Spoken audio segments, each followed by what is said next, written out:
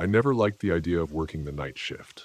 The forest feels different when the sun goes down, darker, heavier, like it's hiding something. Um, but I didn't have a choice tonight. Too many of the other guys quit the night shift recently and they were short-staffed. So here I am, driving through the winding dirt roads, heading to my post at the fire tower. Normally I work during the day, when the trees look green and peaceful. At night, though, they look like tall, twisted shadows. I packed extra coffee to keep me awake and alert. It wasn't going to be easy. The fire tower is deep in the woods, far from the main road and near this big, foggy lake. Even during the day, that lake gives me the creeps. The mist just hangs over it like something's waiting underneath, ready to crawl out when no one's looking. I try not to think about that as I park the truck and grab my gear. It's just one night, I tell myself. The climb up the fire tower feels longer than usual, maybe because the sky is already so dark. By the time I reach the top, the stars are just beginning to peek through the clouds, and everything is quiet. Too quiet. Usually I can hear crickets or owls by now, but tonight it's just still.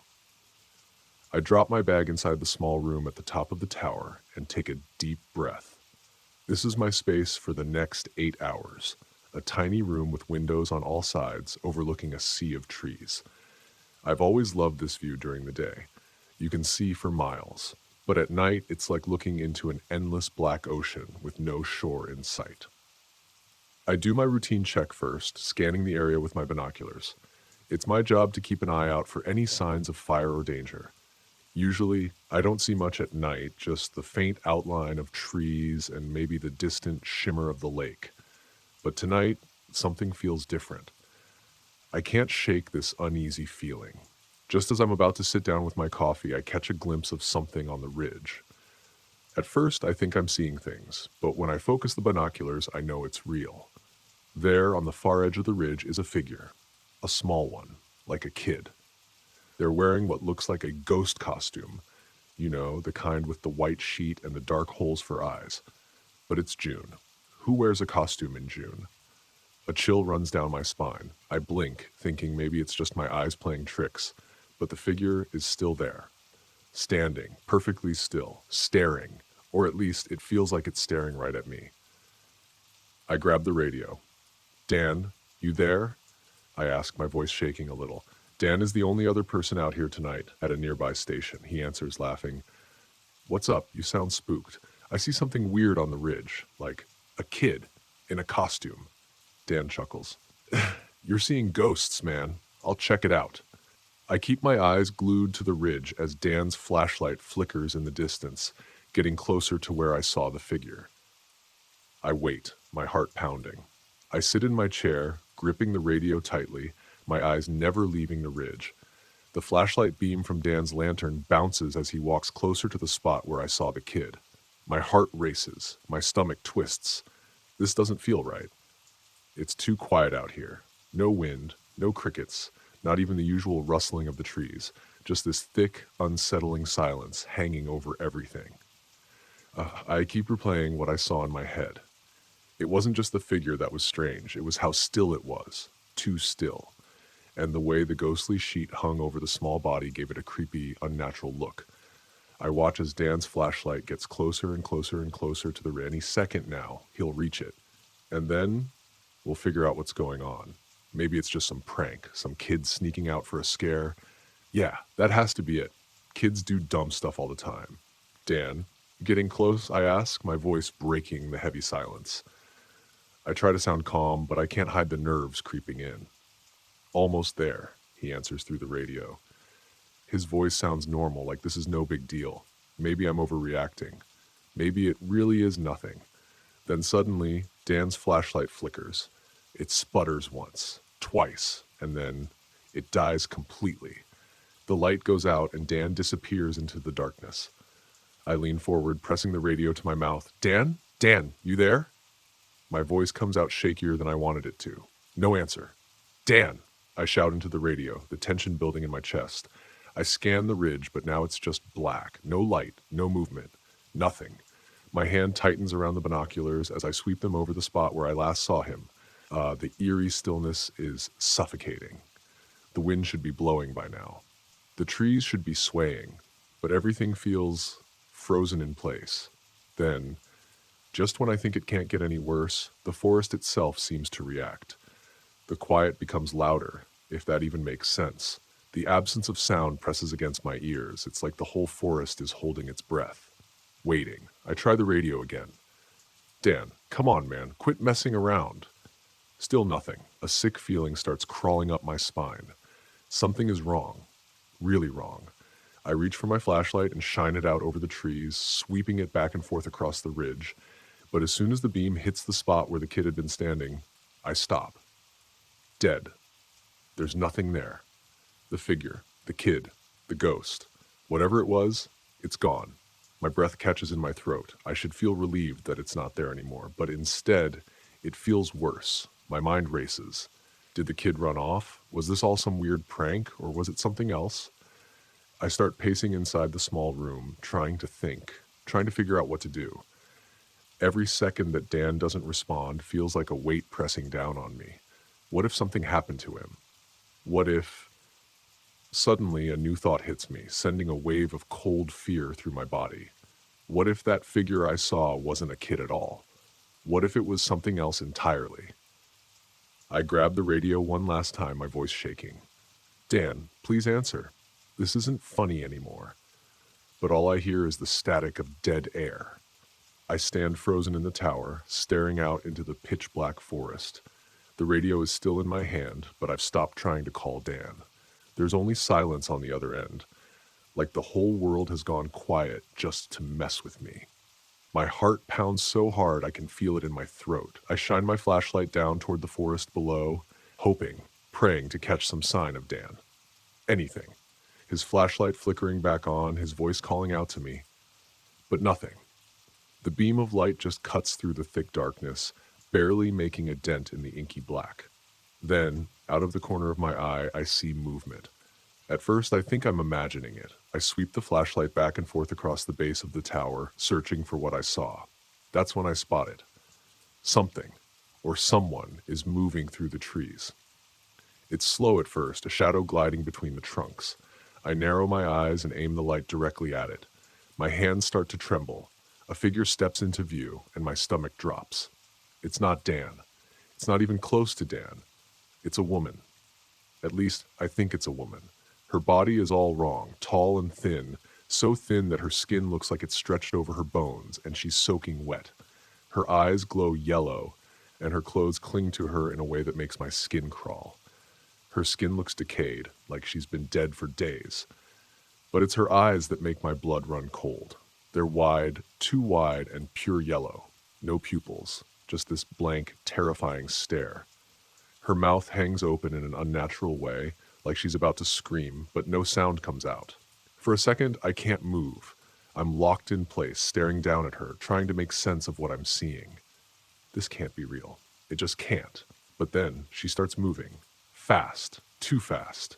She's at the base of the tower now, looking up at me with that awful blank stare. And then, without warning, she starts to climb. I snap out of my daze, my heart hammering in my chest. She's coming up the stairs. Too fast. Way too fast for something that should even be alive. I slam the door to the cabin shut and lock it, my hands shaking so badly I can barely turn the latch. Footsteps echo up the stairs, heavy and fast, like she's sprinting. My brain races, trying to figure out what to do.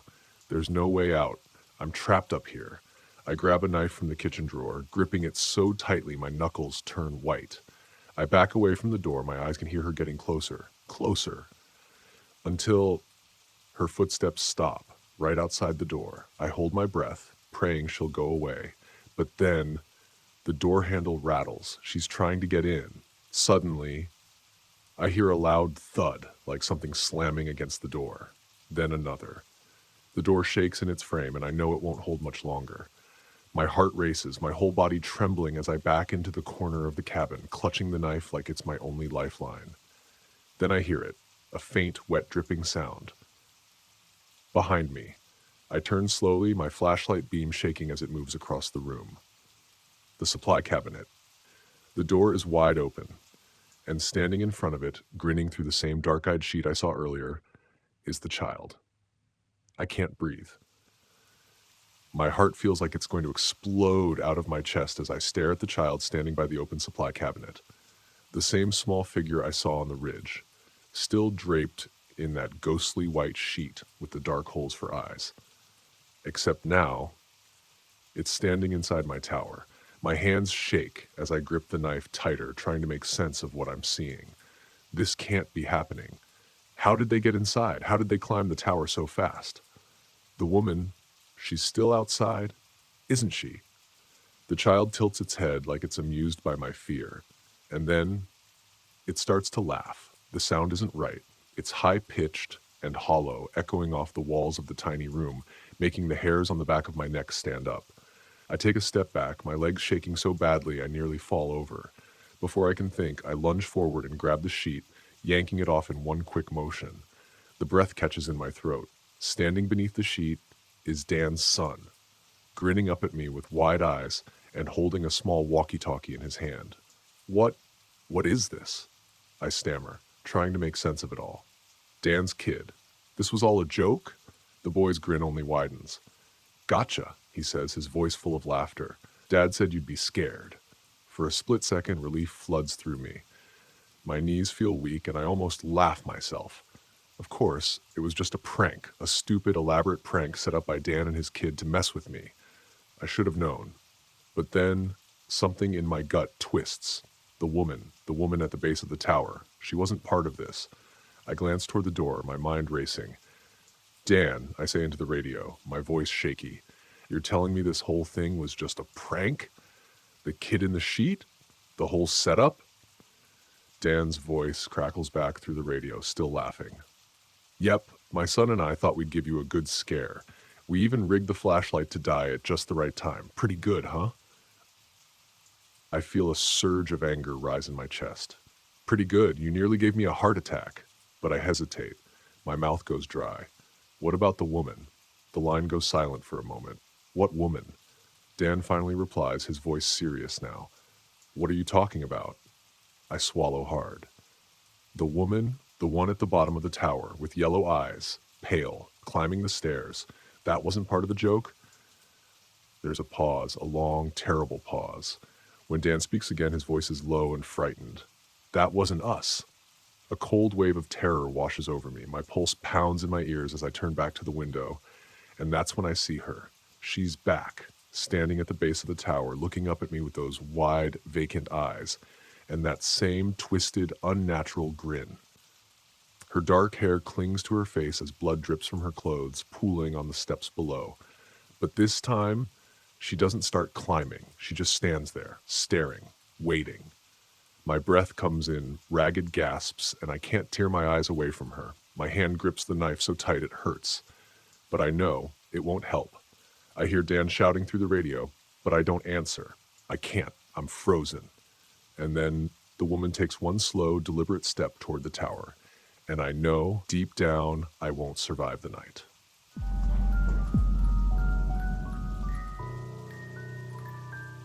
I should have known something was off when my supervisor called me in for an urgent adjustment to my usual shift.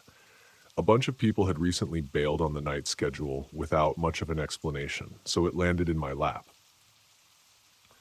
At first, I wasn't exactly thrilled, but a small part of me was curious about what it would be like to watch the park after dark. I guess I figured it would be hours of quiet, broken up by the occasional hoot of an owl or the flicker of a flashlight. So there I was, hiking up the tower's endless steps with a backpack full of coffee, energy drinks, and whatever courage I thought I had. The night air tasted cool, almost damp, and my boots crunched on the gravel in a way that echoed, like I wasn't the only one listening.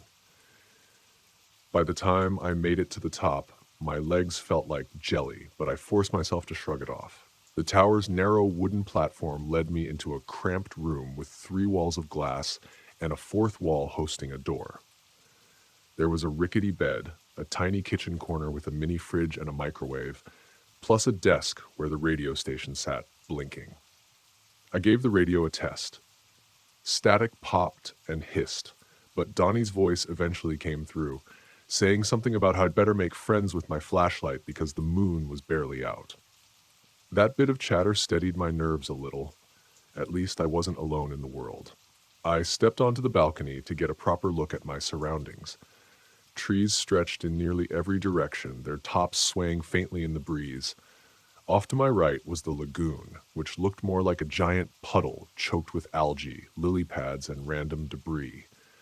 The water sat way too still for my comfort. Meanwhile, the usual nighttime orchestra kicked up. Frogs, crickets, leaves rustling. It was almost soothing. I leaned over the balcony rail, scanning the area with binoculars. At first I spotted nothing except a few moonlit clearings and shadows that I assumed were just logs or rocks. But near one of the ridges, I caught a glimpse of something pale, a shape that stood out against the dark. It looked suspiciously like a person. Maybe a kid wearing a blanket with two big circles where eyes might be, a ghost costume, in the middle of summer, on federal land, with no one else around. It threw me off so hard I nearly dropped the binoculars. I blinked, steadying the lenses again. The little ghost figure was still staring straight at the tower.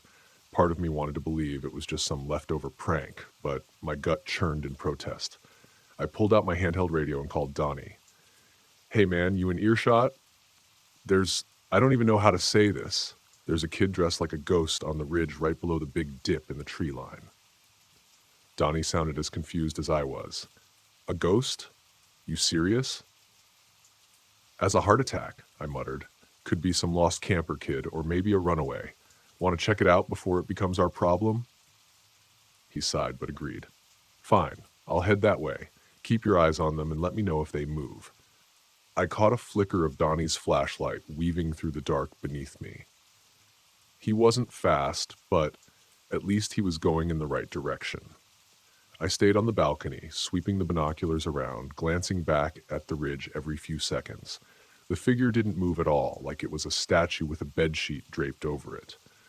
Then, just as Donnie's light got close, his flashlight went out. The beam vanished so abruptly that I thought maybe my eyes had tricked me.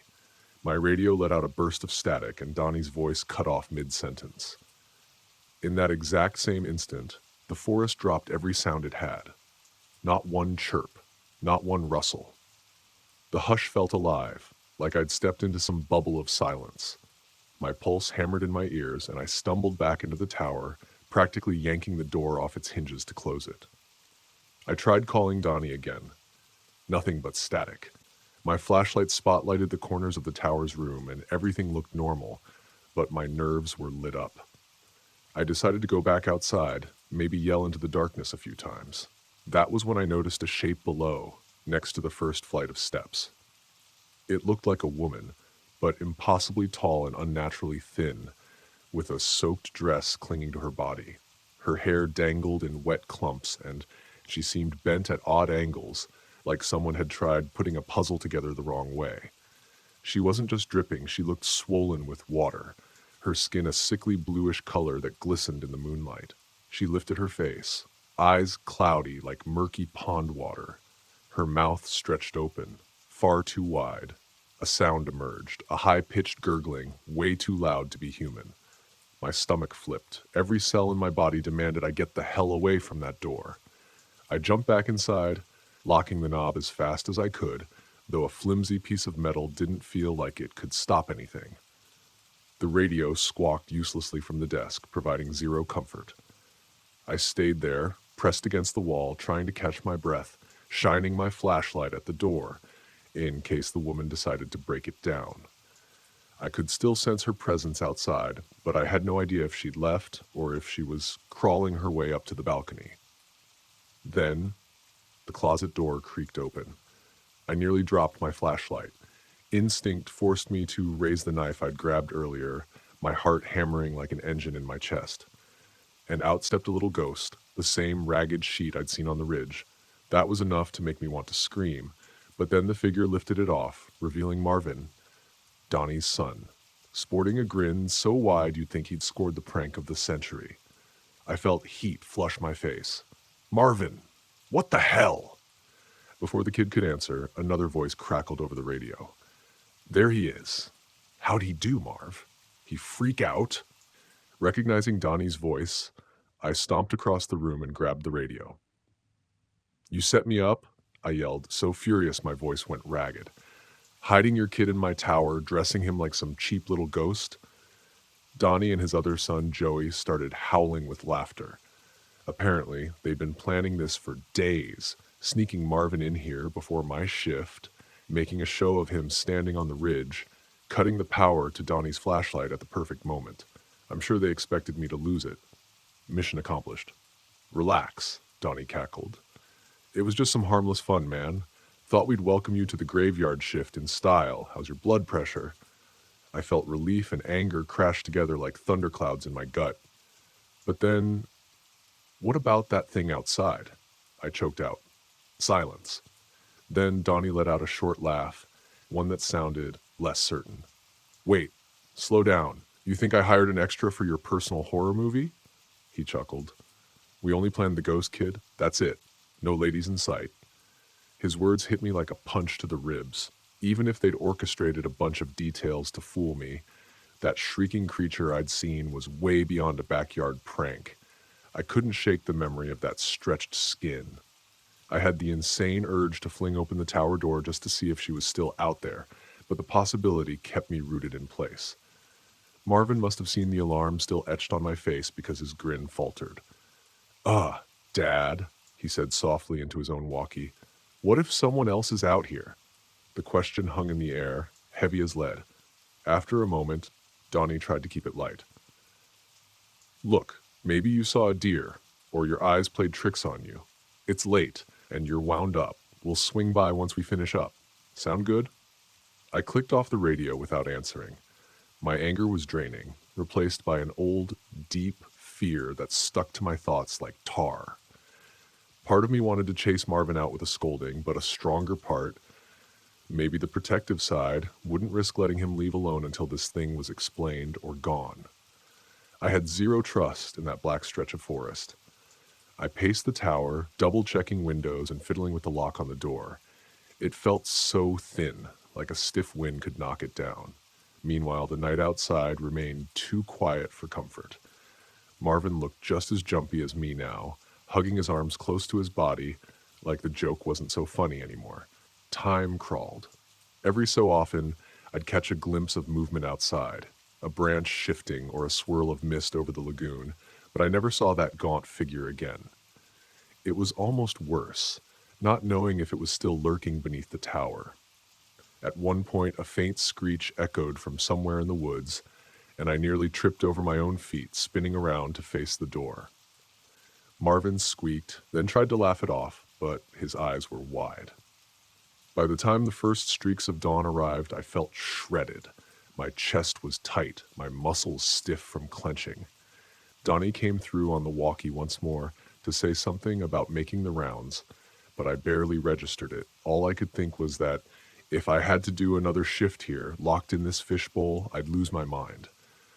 Jokes were one thing, but that woman's milky gaze was not something you faked with store-bought makeup. I couldn't explain it, and Donnie wouldn't listen. That left me with one real choice. "All right, Marvin, time to go," I said quietly and escorted him down the tower steps in the fragile early light. The two of us jumped at every rustle or bump. I was armed with that kitchen knife, feeling ridiculous but unable to relax. The lagoon looked almost peaceful in daylight, but I was too on edge to appreciate it. By the end of that endless descent, my mind was made up. The moment I got the chance, I'd inform the higher-ups I wasn't staying on nights. Not another hour. Let them call me paranoid. Whatever I'd seen out there, it wasn't just a trick of the dark. Something in those woods had noticed me, and I had no intention of sticking around for round two. Marvin and I trudged toward the ranger station, the first rays of sun hitting the trees in a washed-out glow. Part of me expected to see that soggy figure trailing behind us, but every time I looked over my shoulder, it was only empty space. Maybe that was even scarier. It meant it could still be anywhere. I'd always believed the night shift was nothing but quiet hours, but nothing from this point forward would ever feel normal again. When I glanced back at the tower, all I saw was a lonely shape against the morning sky and the silent, unmoving lagoon. But I remembered that scream. I remembered the hush that followed it too, and I wondered if maybe it was the woods themselves sending a warning. Some things aren't meant to be watched after dark, at least not by anyone who wants to make it home sane.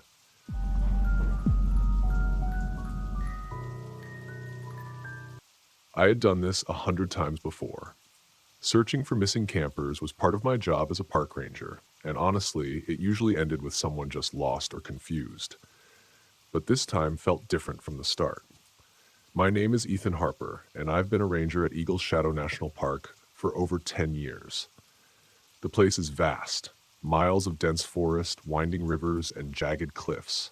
It's beautiful, sure, but unforgiving if you don't know your way. Daniel Clean, the missing camper, had been out there for 3 days now. He hadn't left a single trace behind, which was strange. Most of the time, lost hikers left footprints, scraps of food wrappers, or at least a trail of some sort. But not Daniel. It was as if he had just disappeared. My team for this mission was small but solid. There was Sarah Morales, my second in command and one of the best rangers I knew. Calm under pressure, smart, and someone I could always count on. Then there was Dr. Greg Owens, the park's biologist.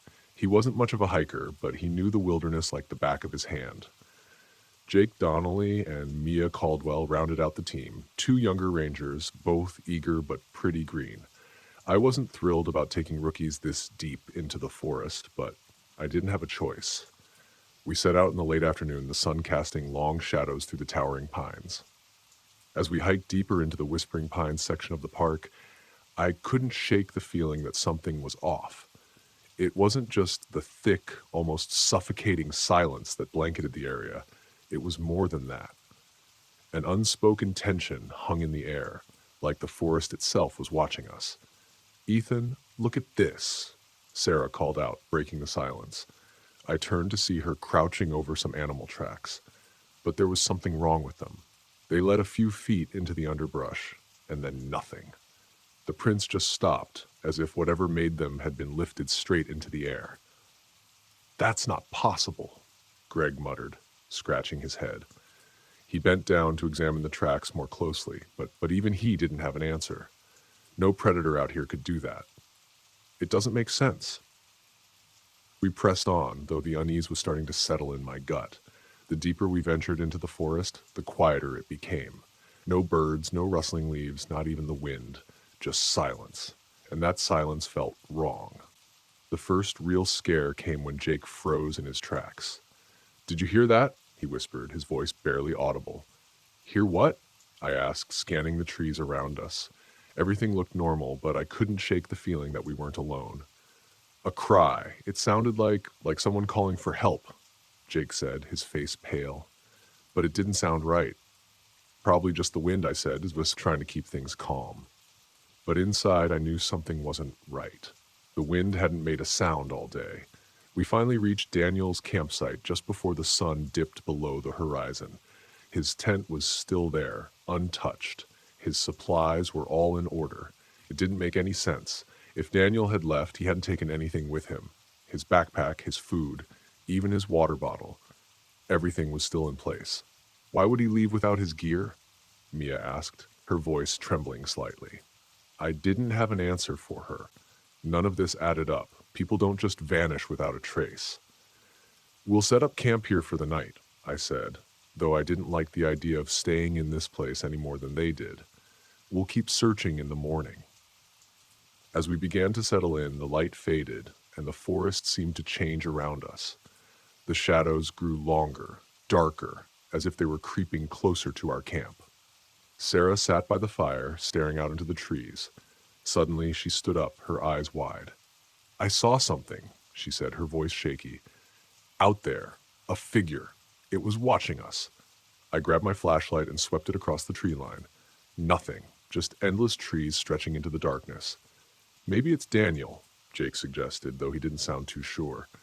"Or maybe it's something else," Mia whispered, barely loud enough to hear. The air had grown colder, now the fire flickering weakly against the increasing chill. That's when we heard it. The first howl started low and distant, like the wind, but then it grew. It was a deep, guttural wail, almost human, but warped and wrong. It echoed through the trees, sending shivers down my spine. "Stay close," I ordered, gripping my flashlight tighter. But deep down, I wasn't sure staying close was going to be enough. This wasn't just a search anymore. Something was out there with us. And whatever it wasn't human. I didn't sleep much that night. None of us did. That strange howl echoed through the trees for hours, low and haunting, like something was calling out to us. We huddled by the fire, trying to convince ourselves it was just an animal, maybe a wolf or a coyote, but deep down, I think we all knew better. By morning, the fire had burned down to embers, and the forest was eerily quiet again. Too quiet. No birds, no rustling leaves, nothing. The kind of silence that made your skin crawl. I glanced at Sarah, who was rubbing her arms, her eyes darting to the tree line every few seconds. "We should keep moving," she said, her voice low. "I don't like staying here." I nodded in agreement. The sooner we found Daniel, the better. The campsite had given us no answers, only more questions. Why would he leave his gear? Where did he go? And what was that awful sound we kept hearing? Jake, looking paler than usual, kicked dirt over the fire to put it out. "What do you think it was last night?" he asked, trying to sound casual, but the edge in his voice gave him away. "Just the wind," I lied. But Jake didn't look convinced. Neither was I. As we packed up, Greg tapped me on the shoulder. "Look at this," he said, pointing to the trees surrounding our campsite. I followed his gaze, and my stomach dropped. Deep claw marks gouged the bark, long and jagged. They weren't there when we arrived last night. That doesn't look like anything I've seen before," Greg said, his voice shaking a little. "Too big for any animal around here." I swallowed hard, trying to stay calm. Let's not jump to conclusions. Could have been a bear. But even as I said it, I knew it didn't make sense. Bears didn't come this far into the forest, and these marks were way too big, too deep. We set off again, moving deeper into the whispering pines. But the deeper we went, the more the forest seemed to close in on us.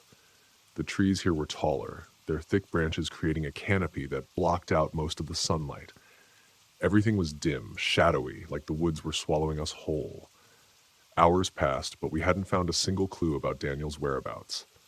Just more silence. And then out of nowhere, Jake stopped dead in his tracks. "Did you hear that?" he whispered, looking around wildly. I frowned. "Hear what?" Someone calling for help," he said, his face pale. It sounded like Daniel. We all stopped, listening, but I couldn't hear anything. "Jake, are you sure?" I asked, even though I knew the answer. "I swear, Ethan, I heard him," he insisted, his hands trembling. He was calling my name. I exchanged a glance with Sarah. Something wasn't right. Jake was jumpy. Too jumpy, and it was starting to get to the others, Ingrid. "Maybe you're just hearing things, Jake," I said gently, though I wasn't sure I believed it. "We're all tired." Jake shook his head furiously. "No, I heard him. He's out there." "Let's keep moving," Sarah said, her voice tense. "Standing around here isn't going to help." Reluctantly, Jake fell in line, but I could tell he was still on edge, glancing over his shoulder every few minutes like he was expecting something or someone to jump out of the shadows. As we trekked further into the forest, the trees grew thicker, darker. The air felt heavy, like it was pressing down on us. I could feel the tension rising in the group, every crack of a branch or rustle of leaves making us all jump. I tried to stay focused, but the forest seemed to twist and turn in ways that didn't make sense. It was like we were being led in circles, and then, just as I was starting to think we'd never find our way out, Jake gasped and pointed ahead. "There! Do you see him?" We all looked, but I didn't see anything at first, just trees, shadows, and the dim light filtering through the branches. But then there was a figure, far off, just barely visible between the trees. "Daniel," I called out, taking a step forward. The figure didn't move, it just stood there, still and silent. I took another step, but Sarah grabbed my arm. "Ethan, wait, something's wrong." She was right. The figure, it wasn't acting like a person. Its posture was off, that twisted in a way that made my stomach turn. And its eyes, they were black, completely black. No whites, no pupils, just empty, soulless darkness. My blood ran cold. "Jake, stay back," I warned. But Jake wasn't listening. He was already moving toward the figure, calling Daniel's name. "Jake, stop!" I shouted, grabbing his arm and pulling him back. The figure didn't move. It just stood there watching us, its dark eyes locked onto mine. Then, in an instant, it vanished, disappearing into the trees like it had never been there. "What the hell was that?" Greg whispered, his face pale. I didn't have an answer. All I knew was that we needed to get out of this forest. Fast. Something was out there. Something that wasn't Daniel, and it was watching us. We didn't talk much after that, not even Jake, who had been rattling on all day about seeing Daniel. Now he just walked in silence, his eyes darting from tree to tree like he was expecting something to jump out at him. And honestly, I couldn't blame him. I had seen it too. That twisted figure with its black, soulless eyes. The sun was starting to set again, and the shadows in the forest stretched longer, darker, until they seemed to blur together. We needed to make camp soon, but I couldn't shake the feeling that stopping would be a mistake. Every instinct I had was screaming at me to keep moving, to get out of this cursed place as fast as possible. But the others were exhausted, and the deeper we went into the whispering pines, the more it felt like we were going in circles. "We need to stop," Sarah said, her voice strained. "We can't keep going in the dark." I wanted to argue, but she was right. We were all worn out, and continuing blindly through the night would only make things worse. So we found a small clearing and set up camp. I made sure the fire was big, bigger than usual. Something about the light made me feel safer, even if it was just an illusion. As we sat around the fire, the silence felt heavier than ever. Jake hadn't said a word since we saw that thing in the trees. Greg was scribbling notes in his journal, though I couldn't imagine what he thought he was going to explain. And Sarah, she just stared into the flames, her face pale and drawn. "What do you think it was?" Mia finally asked, breaking the tension. I didn't want to answer, but I knew I had to. "I don't know," I said honestly, "but it wasn't Daniel." Jake shifted uncomfortably. "It looked like him, though, didn't it?" I shook my head. "It might have looked like him, but that wasn't human. No way." Greg cleared his throat, looking up from his notes. "There are stories, legends about creatures in the forest, things that can mimic humans. Skinwalkers, I think they're called." "Skinwalkers?" Mia asked, her voice trembling. "Like from those old Navajo stories?" Greg nodded. "They can take the form of people, animals, whatever they want. It's said they use voices to lure people in." "That's just a myth," Sarah cut in, her tone sharp. "Stories to scare kids around the campfire." "Maybe," Greg said. But what we saw out there, it fits the description." Before we could debate it further, a voice broke through the silence. "Help! Help me!" We all froze. It was a woman's voice calling out from the trees, and not just any voice. Mia's voice. We turned to Mia, who sat with us by the fire, her face draining of all color. That's my voice," she whispered, her eyes wide with fear. The voice called out again, sounding even closer this time. "Please help me. I'm lost." I stood up, heart pounding in my chest. "Stay close to the fire," I warned the others. "It's trying to trick us." "But it sounds so real," Mia whispered, her hands shaking. "How can it sound exactly like me?" "I don't know," I admitted, "but we're not going anywhere." The voice continued, now circling our camp, calling for help in Mia's voice, each time more desperate than the last. But we stayed put, huddled by the fire, refusing to be lured into the dark. And then, without warning, the voice stopped. The silence that followed was even worse. For a few minutes, no one moved, no one spoke. We just sat there, listening to the crackling fire and the eerie quiet of the forest. And then, out of nowhere, Mia screamed. We all turned to see her being dragged away into the darkness, her legs kicking wildly, her hands clawing at the ground. Her scream echoed through the trees, and then, just like that, it was replaced by an awful, twisted version of her own voice, calling back to us. "Help! Help me! I'm lost." I grabbed a flashlight and ran toward where Mia had been dragged, but there was nothing. No sign of her, just more of that horrible silence. And the sound of her voice, no, the creature's voice, calling out from deeper in the forest. "It's playing with us." Sarah whispered, her face pale. "It's taking us one by one." I felt panic rising in my chest, but I pushed it down. "We need to get to the old watchtower," I said, my voice firm. "If there's any chance of getting help, that's our best shot." Greg looked doubtful. "What makes you think we'll make it?" "We don't have a choice," I snapped, trying to keep control of the situation. "It's either that or we sit here and wait for it to come back." Sarah nodded, standing up. "Ethan's right. We need to move." We packed up quickly, the fire still burning behind us as we plunged back into the darkness of the forest. The creature's voice followed us the entire way, calling our names in familiar voices, always just out of sight. But no matter how fast we moved, I could feel it closing in. We were being hunted, and I had no idea how we were going to survive. We made it to the old watchtower just as the last light of the day faded behind the mountains. The wooden structure loomed above us, tall and weathered, with broken windows and a door that hung crooked on its hinges. It wasn't much, but it was our only chance. I wasn't even sure if the radio inside still worked, but right now it was better than being out in the open with that thing stalking us. "Get inside, quick!" I ordered, pushing Jake and Sarah through the door. I glanced over my shoulder, half expecting to see the creature right behind us, but the forest was eerily still. That was the worst part. The waiting. It was toying with us, and we all knew it. We barricaded the door with an old wooden beam, then piled up whatever we could find, broken chairs, an old desk, anything that might slow it down. Sarah rushed to check the radio, but from the look on her face, I could tell it wasn't good. "It's dead," she muttered, kicking the useless machine in frustration. "No power. No signal. We're trapped." Jake sat down in the corner, his hands shaking. "We're not going to make it, are we?" "We will," I said, though I wasn't sure if I believed it. "We just need to hold out until morning." But even as I said the words, the whispering began. At first it was faint, like wind slipping through the cracks in the walls, but then it grew louder, more distinct. Voices, familiar voices. "Ethan." It was Mia's voice, soft and pleading, coming from just outside of the door. "Ethan, please help me." My heart raced. I knew it wasn't really her, but hearing her voice so close, so desperate, made it hard to think straight. The others heard it too.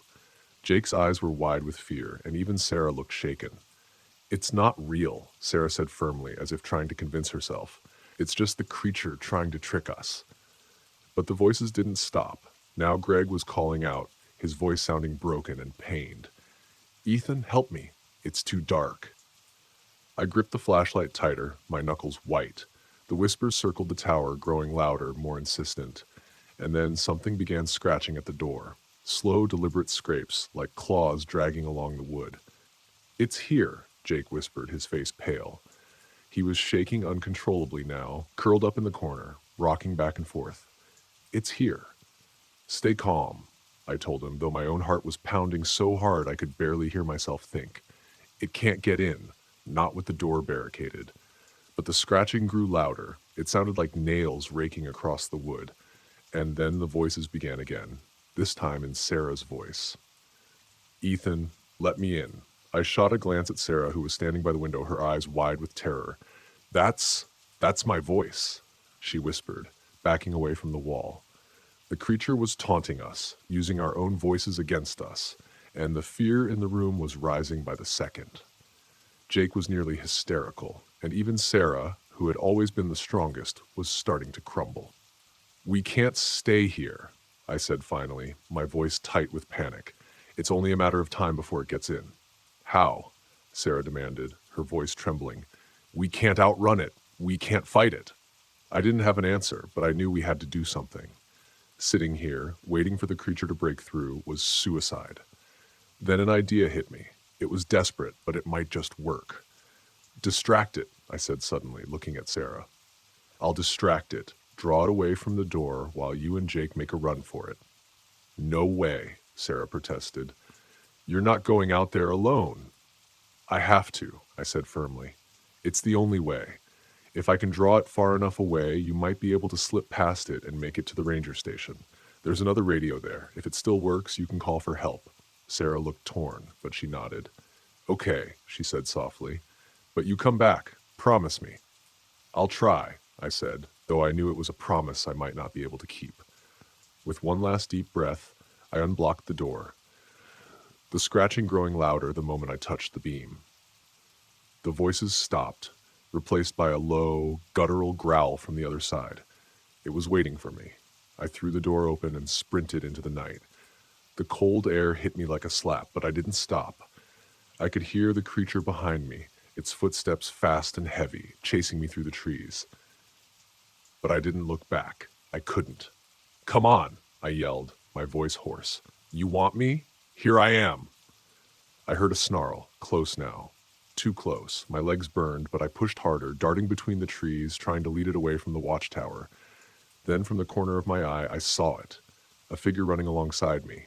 It was the creature. Its body shifted, its face twisted, until it looked just like me. For the first time in my life, I felt true terror. It was wearing my face, and then it lunged.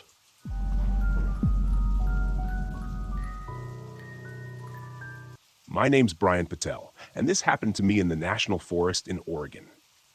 I grew up in Portland and spent most weekends hiking the trails with my dad. After he passed away, I kept the tradition alive, even though the solitude wasn't quite the same. I wasn't the sentimental type, but being out there brought some quiet to my otherwise loud, chaotic life as an electrician. That particular weekend, and I'd planned a 2-day solo trek, something to clear my head and test out some new gear. I wasn't an ultralight fanatic or anything, but I liked keeping things minimal. Just me, the trail, and whatever nature threw at me. My route started at Timberline Lodge and cut through some backcountry trails that didn't see much traffic. It was early morning when I set out, a thermos of black coffee in one hand and a map in the other. The first few hours were uneventful. The trails were damp from rain earlier in the week, and the scent of pine mixed with the occasional waft of mushrooms kept things pleasant. Around noon, I passed an older couple hiking with trekking poles. They waved but didn't stop to chat, which was fine by me. Solitude was the point. It was late afternoon when I noticed the first odd thing. I'd stopped at a clearing to refill my water from a nearby creek. The silence was too perfect. No birds, no rustling, nothing. It wasn't unusual for animals to scatter when a human came stomping through, but this was eerie, like the forest was holding its breath. I joked to myself that maybe I'd finally reached that perfect peace people were always yapping about in self-help books. As I climbed higher into the denser part of the forest, the feeling lingered. Every so often, I'd hear a snapping twig or see a flash of movement out of the corner of my eye, but I chalked it up to squirrels or deer. That changed when I reached the ridge. There was a campsite up there, or at least what was left of one.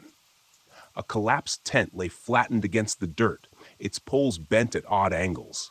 Gear was scattered around like someone had emptied a backpack in a panic. What caught my attention was the cooler, one of those sturdy, bear-resistant kinds. Its lid was wrenched open, and deep claw marks gouged the plastic. I didn't recognize the pattern. It didn't look like bear claws. Whatever did it had talons. I poked around cautiously. A jacket with a name tag, Franklin, hung on a low branch, ripped down the middle like someone had tried to peel it off. That's when I saw the blood. Not a lot, but enough to know something had gone wrong. My stomach tightened. I didn't consider myself squeamish, but the combination of the silence and the blood made the air feel heavier, like it was pressing down on me. I didn't linger. I wasn't about to play hero and investigate further, but I also didn't want to turn back the way I'd come. The campsite had a bad vibe, and if someone was injured, I wasn't eager to meet whatever or whoever had caused it. I decided to push forward toward a secondary trailhead about 5 miles out. It wasn't on my original route, but it would get me out of there quicker. The trail narrowed as I descended into a gully. Thick undergrowth swallowed most of the light, and the temperature seemed to drop. My boots squelched in the damp earth as I pushed past ferns that slapped against my legs. About halfway down, I caught a foul odor, like rotting meat mixed with damp fur. My first thought was a dead animal, maybe a cougar kill left to rot, but it was strong enough to make my eyes water. Then I heard it, a low, deep rumbling noise that didn't sound natural. It wasn't a growl, But it wasn't mechanical either. It reverberated through the trees, making it impossible to pinpoint the direction. My fight or flight instincts kicked in, and I chose the third option, freeze. I crouched low, scanning the trees, my heart hammering in my chest. The noise came again, closer this time, followed by the crunch of heavy footsteps. I forced myself to move, creeping forward as quietly as possible. The trail curved ahead, and just as I rounded the bend, I saw it, or at least part of it. A massive, hulking shape loomed through the trees, crouched over something on the ground. Its limbs were grotesquely long, the joints bending in ways that didn't make sense. It had patches of wiry fur mottled with bare, pale skin. What struck me most was its posture, like a predator that had evolved to ambush. I stayed hidden behind a tree, trying not to breathe. Whatever it was feeding, its movements jerky and almost insect-like. The thing was tearing into something unrecognizable, its talons slicing through flesh with surgical precision. My stomach churned, and I fought the urge to retch. The smell was overwhelming. A sudden snap of a branch underfoot betrayed me. The creature's head shot up, swiveling unnaturally as it scanned for the source of the noise. I didn't get a clear view of its face, but I did see its teeth, rows of uneven serrated spikes that looked like they belonged in a shark, not on land. I bolted. Stealth be damned, I sprinted down the trail, branches clawing at my face and arms. The sound of pursuit was immediate, heavy footfalls crashing through the undergrowth. I didn't dare look back. My pack jostled against my shoulders as I weaved through the narrow trail, adrenaline pushing me faster than I thought possible. The trail forked ahead, and I veered left without thinking. Bad move. The path led to a dead end, a sheer drop-off into a ravine. My options were limited. Jump and risk breaking something, or turn and face the thing head-on. Neither seemed appealing. I scrambled up a boulder, hoping to gain some height and buy myself time. The creature burst through the trees moments later, its gangly frame silhouetted against the dim light. Up close, it was worse. Its skin was stretched too tight over its bones, and its movements were unnervingly smooth, like it was gliding rather than walking. It paused, tilting its head as if deciding whether I was worth the effort. I fumbled for the small knife in my pocket, knowing it was more symbolic than anything. The creature lunged forward, and I did the only thing I could. I threw my pack at it. The motion startled it, and it recoiled briefly, giving me enough time to leap down the side of the ravine. I tumbled hard, dirt and rocks tearing at my clothes as I slid to the bottom. My ankle twisted painfully, but I managed to scramble to my feet. The creature didn't follow immediately, but I could hear it pacing above, its claws scraping against the rocks as it searched for another way down. I limped through the ravine, following the trickle of water downstream. My only thought was to keep moving, to put as much distance as possible between me and that thing. The ravine eventually opened up into a clearing, and I spotted a ranger's cabin in the distance. Relief surged through me, though it was tempered by the realization that I wasn't out of the woods yet, literally or figuratively. The cabin was locked, but I found an axe leaning against the woodpile. It wasn't much, but it was better than nothing. I crouched low, gripping the axe and scanning the tree line. Minutes felt like hours as I waited, every rustle of leaves setting my nerves on edge. When it came, it was sudden. The creature barreled into the clearing, moving faster than seemed possible for its lanky frame. I swung the axe as it charged, catching it in the shoulder. The impact staggered it, but the thing didn't go down. It lashed out with its talons, grazing my arm and drawing blood. We circled each other, predator and prey, roles blurring. I swung again, aiming for its head this time. The blade connected with a sickening crunch, and the creature let out a piercing screech. It collapsed, twitching violently before going still. I didn't stick around to admire my handiwork. With my arm bleeding and my ankle screaming in pain, I limped back toward the trailhead, keeping an eye on the shadows. I flagged down the first car I saw, a bewildered couple who probably thought I'd lost my mind. Years later, I avoid Mount Hood.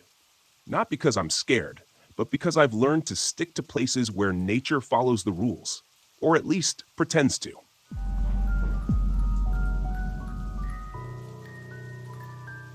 I'm going to be honest with you. Being a cop in a small town isn't glamorous. It's not like the movies where every day is a shootout or a high-speed chase. It's mostly handling neighbor disputes over where someone's fence ends or someone's dog barking too much. My name's Lucas Giroux, and I've been wearing the badge for 9 years here in Chesterville, Louisiana. Population about 2,000, give or take. I love this town. It's quiet, peaceful for the most part, and I like that. My days are usually filled with mundane tasks, which suits me just fine. I didn't sign up to be some action hero, but that was before what happened in 2014. That night, everything changed. Chesterville sits on the edge of Lake Vere, a slow-moving body of water surrounded by cypress trees and swampland. People here fish, drink, and go about their lives. It was a pretty uneventful Thursday evening. I was sitting in the patrol car near the lake, enjoying the last of my coffee. That's when the call came through. Domestic disturbance, 14 miles out of town, near the edge of the bayou. Some old shack out there. Probably a drunk couple having a fight. I sighed, thinking about how cold my coffee was going to get by the time I got back. I could have ignored the call. In a town this small, people mostly resolve their issues on their own. But it's my job, and I'm not the kind of guy to leave a job half done. So I punched the gas and headed toward the edge of the swamp, the smell of rotting vegetation creeping into the car through the vents. The air always smells different out there. Heavy, like something's growing in the darkness. The address was off the main road. Way off. I had to take a gravel path that was barely wide enough for my cruiser, with branches scraping against the sides like they were trying to keep me from going any further. The place was almost hidden behind thick trees, vines practically choking the building itself. It was an old, decaying wooden structure, more of a cabin than a house. When I stepped out of the car, everything felt wrong. The hair on the back of my neck prickled, but I shook it off. Maybe I was just on edge because it was so quiet. And in a town where quiet usually means safety, this felt different, like something was waiting. I knocked on the door. No answer. I knocked again, louder this time. That's when I heard it, a scraping noise from inside, something heavy being dragged across the floor. I called out, "Chesterville PD, anyone home?" Still nothing. Now, I've dealt with drunks, domestic fights, and all sorts of noise complaints, but the sound coming from inside wasn't something I'd heard before. My hand instinctively went to my gun as I tried the doorknob. Locked. I circled the cabin, looking for another way in, when I noticed something strange, a set of footprints leading around the back. But not human ones. These prints were larger, clawed, like some kind of animal. But whatever made them was walking on two legs, and they were fresh. I was starting to think this wasn't just some domestic dispute. I followed the prints, feeling a chill in the pit of my stomach. As I reached the back of the cabin, I saw the door was ajar, hanging on its hinges. I pulled out my flashlight and stepped inside. The first thing that hit me was the smell, like rotting meat mixed with damp earth. The cabin was small, just one room, with a dirty mattress on the floor and a table covered in old newspapers. But what caught my eye was the blood. It was smeared across the floor, thick and dark, leading to a corner where something was slumped. I shone the flashlight on it.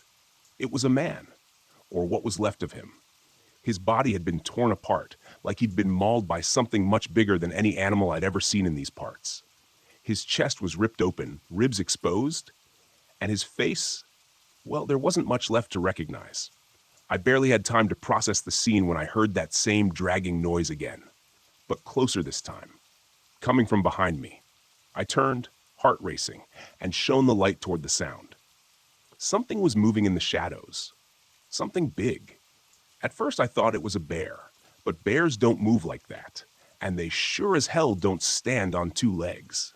It stepped into the light and I froze. It was tall, maybe 8 feet, with matted fur and a face that looked almost human, but twisted, distorted, like something halfway between a person and a wolf. Its claws were long, too long for anything natural, and its mouth was smeared with blood, teeth glistening like knives. I didn't hesitate. I drew my gun and fired, emptying the magazine into the thing's chest. But it barely flinched. The bullets hit, sure, but they didn't seem to do much more than piss it off. It let out this low sound, like it was irritated more than hurt, and took a step toward me.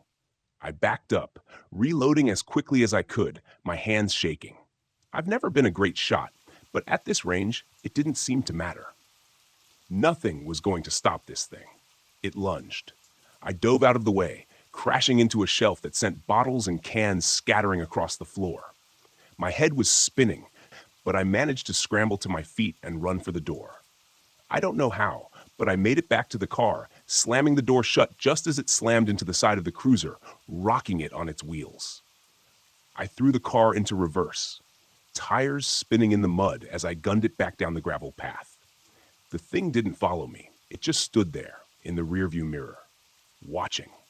As I sped away, its shape slowly faded into the darkness of the swamp. When I finally reached the main road, I stopped, hands gripping the steering wheel so tight my knuckles turned white. I had to call it in. But what the hell was I going to say? That some kind of monster tore a man apart and nearly killed me? I thought about it for a long moment, staring at the radio, before deciding to do something I never thought I'd do. I lied.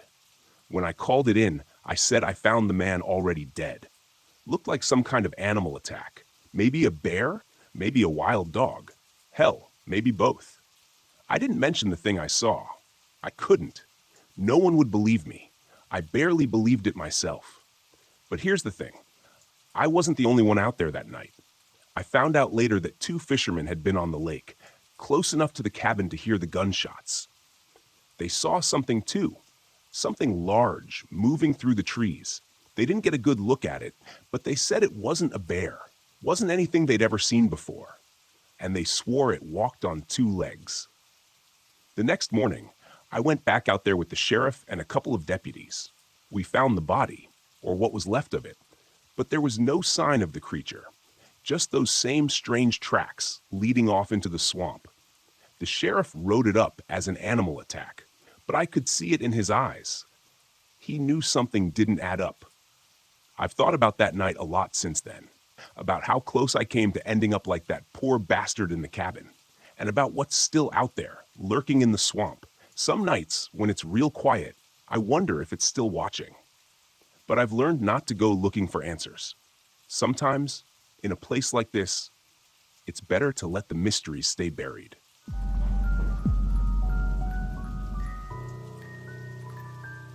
I pulled into the campground just before sunset, expecting the usual, a few quiet families roasting marshmallows, maybe a couple of seasoned hikers turning in early. Instead, I was greeted by the clamor of loud music echoing off the tree line. The source? A cluster of tents circled around a blazing fire where a group of frat boys hollered and laughed like they had the whole place to themselves. Every so often, other campers peeked out of their tents, uneasy and clearly wishing guys would tone it down. I couldn't blame them. Noise doesn't just shatter the calm of a campsite, it draws attention from things best left undisturbed. Out here, folks whisper about the ghost cats, those local mountain lions known to slip into camps without warning. I'd seen enough tracks in eerily close proximity to sleeping bags to know these stories were more than just rumors. I parked my rig a little ways off and walked over, picking my path carefully around scattered coolers and folding chairs. As I got close, the frat boys paused their banter, giving me that half-attentive look. They were mostly older teens or early 20-somethings, still buzzing with alcohol and late-night bravado. Evening, I started, trying to keep it friendly but firm. I'm the ranger on duty. Got some other campers worried you're attracting unwanted attention. I motioned toward the looming tree line. These woods have a reputation, and it's not for the best sing-alongs. They laughed it off at first, so I leaned in, lowering my voice. I described how mountain lions sometimes stalk the perimeter of noisy camps, how you won't spot them until they're practically brushing against your tent walls. I explained how we call them ghost cats because of their uncanny silence, the way they seem to appear out of nowhere. They sobered up a bit. A couple exchanged uncertain glances, but one just shrugged, muttering that they'd keep it down. I issued a final warning anyway. Stay quiet. Don't wander off, and if you hear anything odd outside in the dark, make no sound. I only hoped they'd actually listen.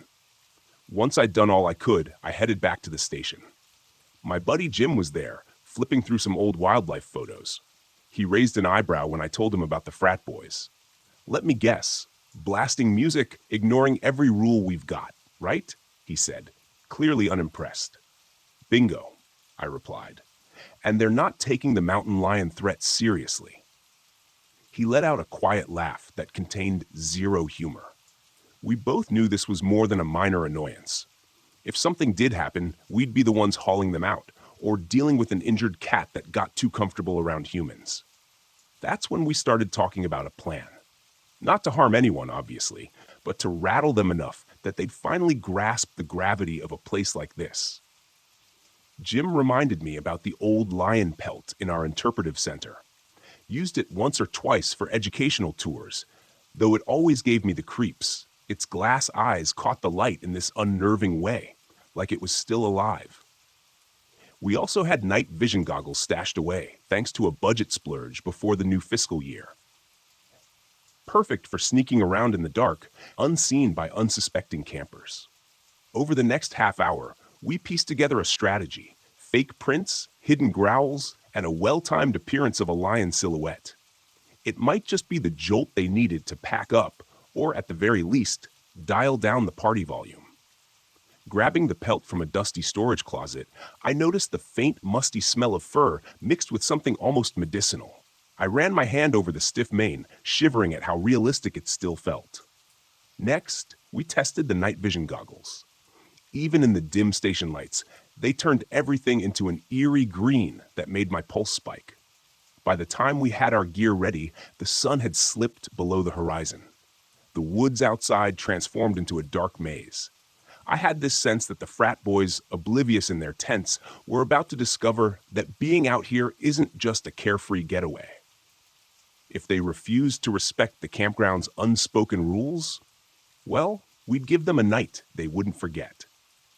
Jim killed the overhead lights as we locked up. We checked our plan one last time, and I took a breath, settling my nerves. We were about to sneak into that campsite, loaded with props and a fair share of wild imagination. In the back of my mind, I thought about the actual ghost cats prowling these hills. I hoped we wouldn't run into a real one while pulling our prank. It's one thing to frighten a few campers. It's another to come face to face with the genuine article. Still, I felt this rush of adrenaline as we set off into the darkness. Maybe it was the satisfaction of delivering a wake-up call. Or maybe it was just that strange, hushed energy you feel whenever you realize you're not at the top of the food chain out here. Either way, there was no turning back. We had our plan, and we were committed to seeing it through. The night was only getting darker, and the silent woods seemed to hold their breath, waiting for whatever came next. I hunched down in the cramped front seat of our Jeep, double-checking that the lion pelt was still tucked out of sight. Outside, moonlight drenched the forest in faint silver, and every rustle of wind through the branches made me brace for actual movement. I couldn't help scanning the dark spaces between the trees, searching for any flicker of eyes that might belong to the real thing. My coworker Jim was fidgeting in the passenger seat, adjusting the small PA system we'd use for the recorded roars. "Ready?" he asked, voice low. "As I'll ever be," I replied, half hoping those frat kids were already asleep and half itching to put our plan into action. Either way, we needed to move quickly. The night sky was starless, and visibility would only get worse. I eased the Jeep toward their campsite, headlights off to keep our approach silent. Stopping a good distance away, we slipped out and quietly shut the doors. The path under our boots was damp from an earlier drizzle, which made our footfalls softer, but also gave the soil a perfect texture for stamping fake tracks. One by one, we planted oversized paw prints in the mud, making sure to press deeply near the tents. Every so often, we paused to listen, worried someone inside might stir and peek outside. But all we heard was the faint crackle of a dying fire. Next, Jim propped the lion pelt onto two sturdy sticks we duct taped together. Seen straight on, it was eerily convincing, Massive head, snarling mouth, and the kind of glassy eyes that appeared to stare into your soul. I caught myself glancing over my shoulder, half expecting an actual animal to emerge, drawn by the uncanny shape. With the pelt set up, we turned to the other part of our plan, the roars. We'd preloaded the PA system with a series of snarls and growls from real mountain lion recordings. Jim started them at a low volume from across the clearing. The first noise rumbled through the darkness like a threat, and I could almost sense the campers tensing in their tents. A second roar followed, echoing off the surrounding trees, making it sound as if multiple predators were encircling the area. I slipped back into the Jeep and carefully flicked on the headlights, aiming them so they backlit the pelt. From the angle of the beam, it looked like a living, breathing cat pacing along the outskirts of the camp. Jim shouted from behind a bush, "Stay in your tents." His voice shook with just enough panic to convince anyone he was facing a genuine attack. "She's moving around us," he hollered, layering more drama into the moment. Then he bellowed, "There's another one." The reaction inside those tents was instant. Muffled cries, frantic rustling, the scrape of tent zippers being yanked shut. I killed the lights in one sudden click. Darkness swallowed the campsite. Jim dropped the sticks, and we ditched the lion pelt. In under a minute, we tore back to the Jeep, adrenaline hammering through every vein. As I started the engine and sped off, I thought I detected one final roar playing through the PA system, echoing behind us like a last warning. When dawn finally broke, the camp's radio chatter indicated that nobody had poked their head out until well into the morning. From our station windows, we could imagine their pale faces and wide eyes discovering the huge paw prints scattered around, some alarmingly close to their tent doors. We heard they packed up not long after, throwing nervous glances over their shoulders at the looming forest. No doubt, they were rattled to the core. Jim and I swapped glances, both relieved to hear they were safe, but also satisfied we'd given them something to think about. We'd wanted them to respect these woods, or at least remember that nature doesn't tolerate fools. From what we heard later, they told everyone about the mountain lion attack they'd barely survived. Maybe next time, they'd remember that out here. Silence can be the difference between a peaceful night and something far more dangerous.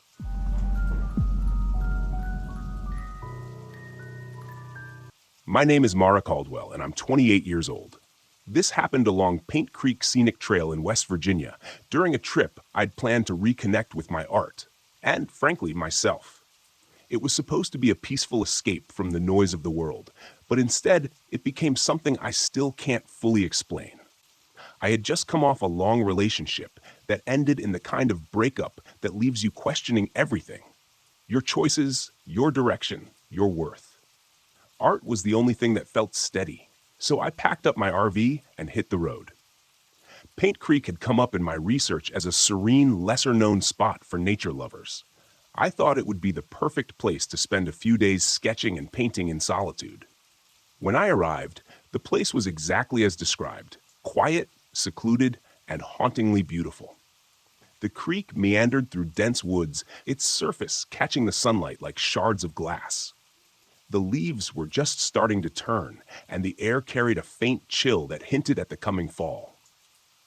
I parked my RV near an old wooden bridge that crossed the creek.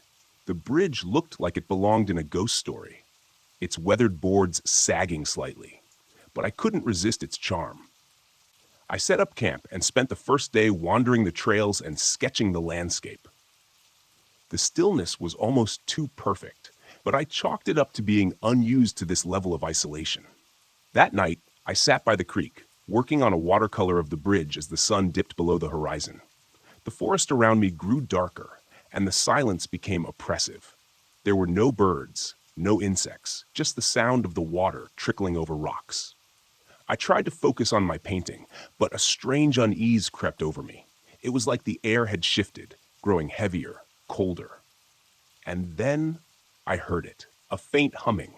It was soft at first, almost melodic, but it didn't seem to have a source. It wasn't coming from the creek or the woods, it was just there. I froze, my brush hovering over the paper. The sound grew louder, more distinct, and I realized it was a woman's voice, humming a tune I didn't recognize. "Hello?" I called out, my voice breaking the stillness. The humming stopped abruptly, as if I'd startled it. For a long moment, there was nothing but silence. I told myself it must have been the wind or some trick of acoustics, packed up my supplies, and hurried back to the RV. The next morning, I woke to find my art supplies scattered across the ground outside the RV. My brushes were snapped in half, my paint spilled and smeared across the dirt. My first thought was that an animal had gotten into them, but there were no paw prints, no signs of disturbance other than the destruction itself. It didn't make sense. I spent the day trying to paint, but something felt off. The colors didn't look right. The lines felt shaky. Frustrated, I decided to take a break and explore more of the area. The old bridge drew me in again, its weathered planks creaking under my boots as I crossed it. The creek below was impossibly still, its surface like a mirror reflecting the gnarled trees overhead. On the far side of the bridge, I noticed something etched into one of the trees. A name and a date carved deep into the bark. Margaret, 1893. The letters were uneven, as if done in haste. But what caught my attention was the feeling that swept over me as I touched the carving. A sudden, overwhelming sadness that didn't feel like my own. That night, the humming returned. I was inside the RV, trying to sketch, when I heard it again, drifting through the stillness. It was louder this time, unmistakable. The sound seemed to seep through the walls, wrapping around me like a cold embrace. I grabbed my flashlight and stepped outside, my heart pounding. The air was icy, much colder than it had been earlier, and the forest was eerily quiet. The humming led me to the bridge, where the fog had thickened, shrouding the creek in an otherworldly glow. And then I saw her. She stood at the edge of the creek, her back to me. She wore a long dress, the kind you'd see in old photographs, and her hair cascaded down her back in dark waves. She was humming that same mournful tune, the sound weaving through the air like a spell. "Hello?" I called out, my voice trembling. She stopped humming, but didn't turn around. I took a hesitant step closer, and as I did, she began to dissolve, her form breaking apart like mist until there was nothing left but the fog. I stood there, frozen, unsure if what I'd seen was real or some trick of the light and my overactive imagination. The next day, I decided to drive into town to clear my head. At a small gas station, I struck up a conversation with the attendant, an older man who seemed to know the area well. "You're camping by the bridge, aren't you?" he asked when I mentioned Paint Creek. "Yeah, why?" He hesitated, then said, "People say it's haunted. They call her the Lady of Paint Creek. Story goes, she was abandoned by her husband during a harsh winter. He promised to come back for her, but he never did. She waited by that bridge until she froze to death. Now she haunts the creek, looking for people to join her." I laughed nervously, but his expression remained serious. "I'd avoid that bridge if I were you," he added, "especially at night." That evening, I couldn't stay away. Something about the Lady of Paint Creek drew me in, like a moth to a flame. I set up my easel near the bridge, determined to capture her essence in my painting. As the hours passed and the sun dipped below the horizon, the fog rolled in again, and the humming returned. This time it was louder, more insistent. The air around me grew colder, and when I looked up, there she was, standing in the middle of the bridge. Her face was pale, almost translucent, and her hollow eyes bore into mine. She didn't move, but the humming turned into words, a whisper that sent chills down my spine. "Stay with me." I backed away, but my foot slipped on the wet grass, and I fell. When I looked up, she was gone, but the feeling of her presence lingered, heavy and suffocating. I grabbed my supplies and ran back to the RV, locking the door behind me. That night, I dreamed of her. In the dream, I was standing on the bridge, staring down at the icy water. She appeared beside me, her hand cold as she touched my arm. "He left me," she whispered, her voice filled with sorrow. "They all leave." When I woke, I couldn't shake the feeling that she was still there, just beyond the edges of my vision. I knew I had to do something to end this, to break her hold on me. On my final night at Paint Creek, I returned to the bridge with my sketchbook and paints. The fog was thicker than ever, and the cold seeped into my bones. I set up my supplies and began to paint, my hands trembling as I worked. I painted her story, the bridge, the creek, her lonely figure, waiting in the snow. As I finished, the humming surrounded me, and she appeared again, this time closer. Her hollow eyes were filled with tears, and she reached out a hand toward the painting. I stepped back, unsure of what to do. "You're remembered now?" I said, my voice breaking. "You're not forgotten." She stared at the painting for what felt like an eternity, then dissolved into the mist. Her presence lifted, like a weight from my chest. The forest grew quiet again, and for the first time, I felt a sense of peace. I left Paint Creek the next morning, the painting tucked safely in the RV. It's one of my best works, but I've never been able to sell it. Something about it feels sacred, like it belongs to her. Even now, I hear her humming in my dreams, but it's softer now, almost peaceful, as if she's finally found rest. And maybe in a way, so have I.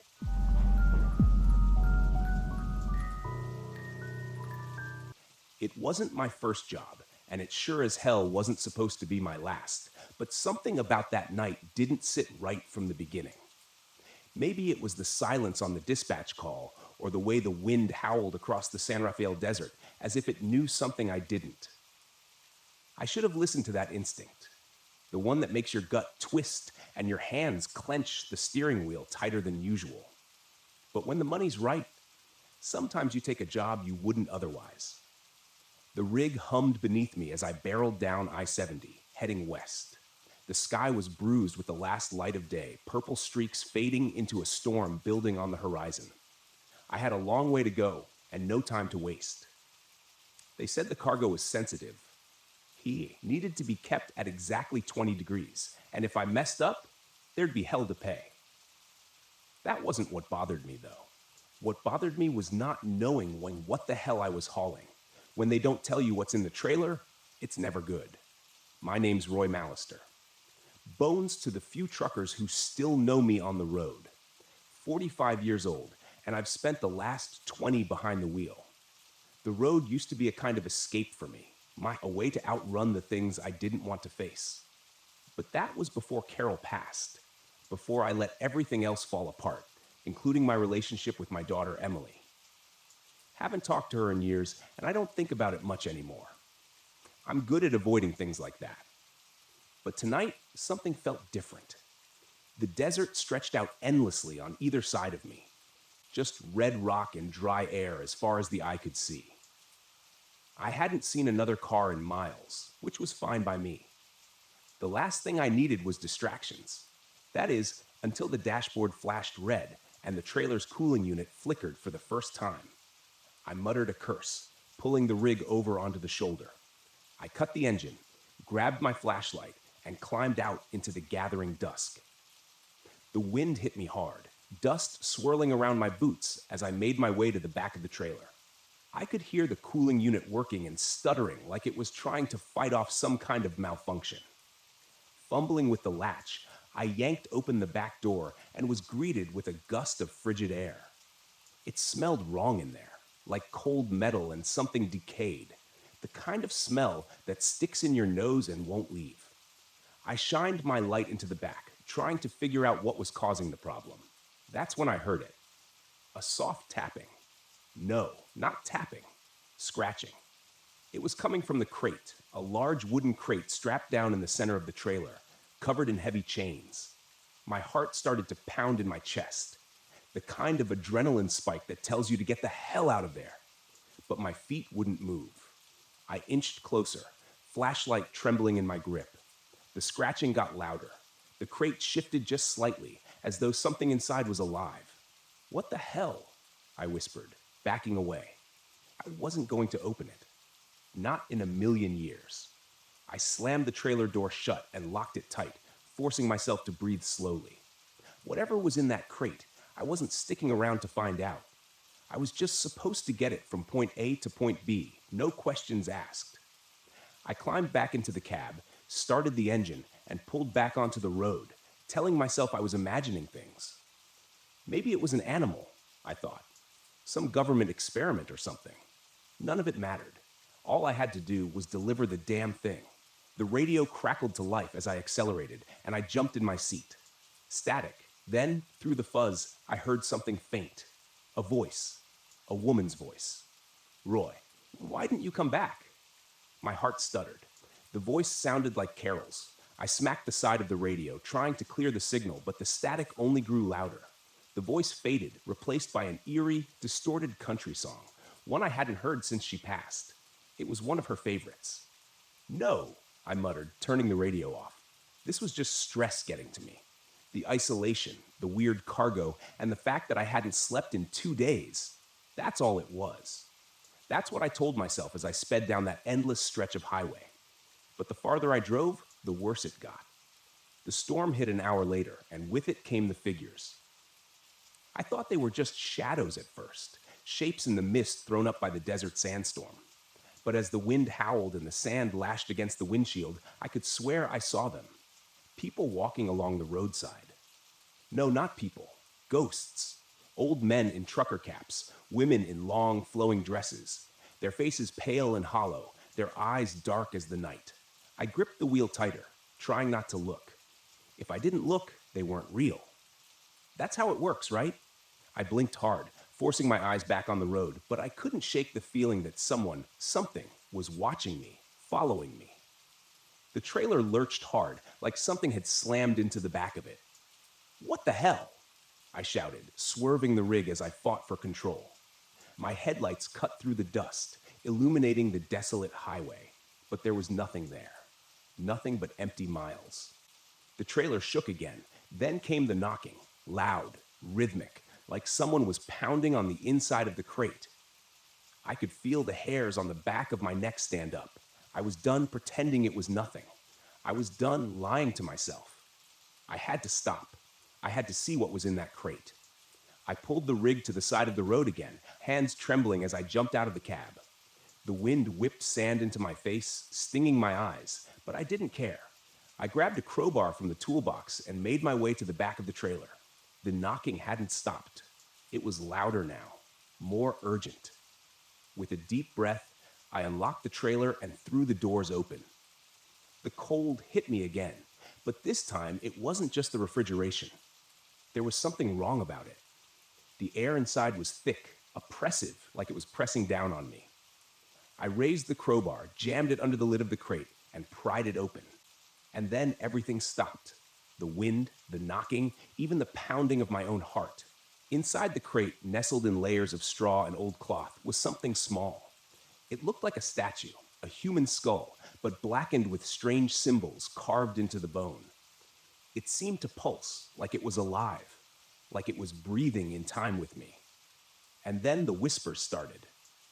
Not from the radio this time, but from the skull itself. Voices swirling in my head, speaking in languages I couldn't understand. But one voice stood out, one voice I knew. "Roy." I stumbled back, my heart racing as the skull began to glow with a faint, sickly light. The voices grew louder, and the wind picked up again, howling around the trailer. I slammed the crate shut and bolted the door. I didn't care what they said. I didn't care what I'd seen. I was getting the hell out of there. I threw the crowbar into the cab, jumped behind the wheel, and floored it. The trailer lurched behind me as I tore down the highway faster than I'd ever driven in my life. The storm whipped around me, and through the swirling dust, I could see them again. The figures. They were closer now, standing on either side of the road, their eyes following me. Some of them looked familiar. Faces I'd seen on the road before. Long-dead truckers, friends. Then, as if the storm itself parted, I saw her. Carol, standing in the middle of the road, her white dress flowing in the wind, her eyes locked on mine. I jerked the wheel, swerving to avoid her, but the rig skidded off the road. The trailer jackknifed as it skidded across the desert sand. I barely managed to hang on as the truck groaned to a stop, tilted sideways in a ditch. Silence. I sat there for a long time, staring out into the empty desert, trying to breathe. The storm passed, but I knew it wasn't over. I reached for my phone. No signal. No way out. And then, just as the last light faded from the sky, I saw her again. Carol, walking slowly toward me. Her face pale and cold, her eyes filled with something I couldn't understand. "Roy," she whispered, her voice soft but clear in the stillness. "It's time to come home." I didn't run. I didn't scream. I just sat there, waiting as the darkness closed in around me.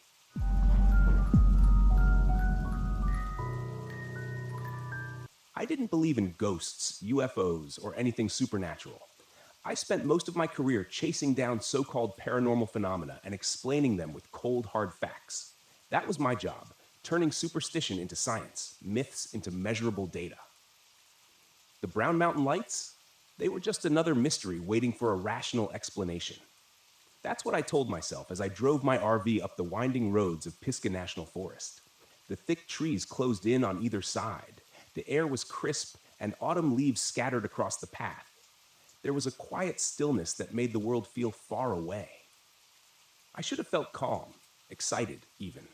But as the sun began to sink behind the distant ridges, leaving the forest bathed in shadow, I felt something else. Tension. Shaking it off, I parked the RV at the remote campsite I'd scouted. This was supposed to be a solo trip, a few days to get up close and personal with the Brown Mountain Lights, interview locals, take readings, and prove once and for all that the lights were nothing more than atmospheric conditions or optical illusions. I had all the gear I'd need: high-resolution cameras, thermal scanners, EMF detectors, the works. I wasn't expecting to find anything supernatural, just an anomaly. And anomalies had explanations. But the moment I stepped out of the RV, a chill ran through me. The trees rustled softly, as if whispering some secret I wasn't meant to hear. "Focus," I muttered to myself, dragging my gear out and setting up the cameras, angling them toward Brown Mountain Ridge. I had a perfect view of the ridge from my campsite, miles away, but clear in the distance. That's where the lights were supposed to appear. By the time I was fully settled in, I was sitting outside the RV, bundled in a jacket, sipping coffee, and staring out into the dark, waiting. The forest was eerily silent. No birds, no wind, nothing. Just stillness. Then, around midnight, I saw them. At first, they were faint, flickering, small orbs of light hovering just above the ridge. I squinted, adjusting the focus on my binoculars. There they were. Three lights bobbing in the air like they were floating on an invisible current. I grabbed my camera, flipping the switch to start recording, but nothing happened. The lens stayed black. The screen dead. "What the hell?" I muttered, fiddling with the buttons. Fully charged and brand new, the camera shouldn't have malfunctioned. I checked the battery, clicked it back into place, and tried again. Still nothing. Frustration surged through me. This was exactly what I'd come here for. The lights, right there in front of me, and I couldn't even capture them. I stood up, grabbing my thermal scanner, but when I flipped it on, the screen flickered, then went dark. "Come on," I whispered, trying to stay calm. The gear wasn't cheap, and none of it should have been failing, but it was, piece by piece. The lights danced on the ridge, growing brighter, closer. My heart raced. I wasn't scared, I told myself. I was just annoyed. The logical part of my brain struggled to make sense of it. Maybe the electronics were glitching because of interference. Some kind of electromagnetic field or something. I took a deep breath, trying to settle my nerves. But the lights, those strange pulsing orbs, kept moving, almost as if they were drifting toward me. The air turned cold, so cold that I could see my breath misting in front of my face. A thin layer of frost started forming on the ground, on the RV windows, on my gear. I pulled my jacket tighter around me, my hands beginning to stiffen in the chill. It didn't make sense. The weather forecast had called for a cool night, but nothing like this. I checked my phone's temperature app. 30 degrees?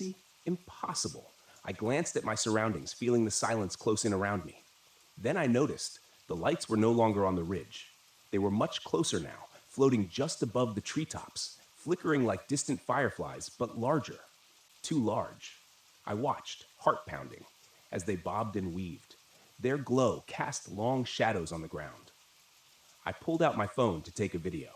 The screen flashed, then went black. It wouldn't turn on. Frustration boiled over. I slammed the phone down on the camping table. It bounced. I stood there, fists clenched, trying to keep my cool. This was why people got sucked into believing nonsense. because technology failed at the worst possible moment. The lights weren't supernatural. There had to be an explanation. Maybe the cold was messing with the equipment or some kind of atmospheric distortion. But then I saw the handprints. Small, faint handprints etched in frost on the RV window. They hadn't been there before. I knew that. I stared at them, my breath catching in my throat. They looked like the handprints of a child, no more than a few inches across. And they were slowly, gradually melting away in the cold. A prickling sensation crawled up the back of my neck.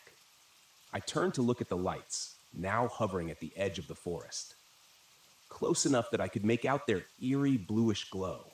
They flickered in the trees, moving in slow, lazy circles, as if they were watching me, waiting for me. The rational part of my mind screamed that it was impossible. There was no way the lights could have traveled that fast. No way they could be this close. I'd seen videos, read reports. They were always distant, spectral, unreachable. But now they felt personal, as if they were beckoning me. I swallowed, my throat tight. Without thinking, I took a step forward. The cold deepened, pressing in on me from all sides. The frost crept up the sides of the RV, spreading like delicate veins. The temperature continued to drop. My breath came out in ragged gasps, and my vision blurred.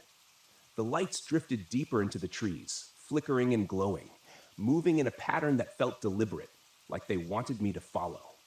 And I did. I grabbed my flashlight, my hands trembling as I made my way toward the forest's edge. The beam of light was weak, barely cutting through the dark.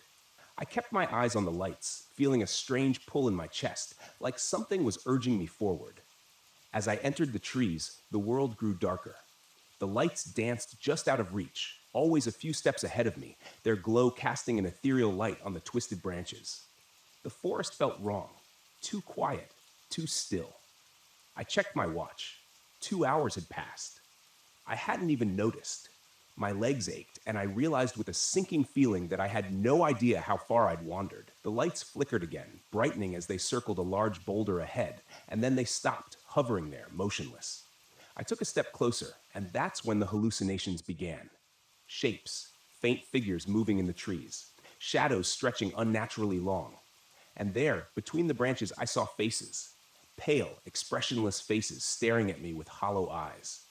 I blinked, and they were gone. Panic set in. I turned to leave, but the forest had shifted. The path I'd taken was no longer clear. Everything looked the same trees, the same twisting branches. The lights pulsed behind me, glowing brighter as if taunting me. I ran. My breath came in short, sharp bursts. My heart raced in my chest as I stumbled through the underbrush, trying to find my way back to the campsite. The lights flickered at the corners of my vision, but I ignored them. Then I heard it. Footsteps. Light, quick footsteps crunching through the frost behind me. I didn't dare look back. I ran faster, my flashlight flickering and dying in my hand. I broke through the tree line, gasping for air, and saw the RV ahead. A welcome sight. But the air around it was colder than ever. The frost was so thick on the windows that it looked like snow. And there, pressed against the glass, were more handprints. Dozens of them. I scrambled inside, locking the door behind me, and collapsed on the floor, panting.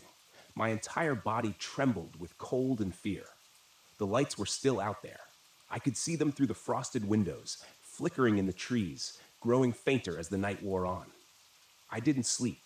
I couldn't. By dawn, they were gone. The temperature returned to normal and the frost melted away, but I didn't feel safe. Not anymore. I packed up the RV and drove out of Pisgah National Forest, my hands still shaking on the steering wheel. I'd come here to find an explanation, to debunk the Brown Mountain lights. But what I found was something else, something I couldn't explain. And I knew, deep down, that the lights weren't just a phenomenon. They were something more. Something ancient. Something dangerous. Something that had almost taken me. I don't know what they wanted, but I'll never go back to find out.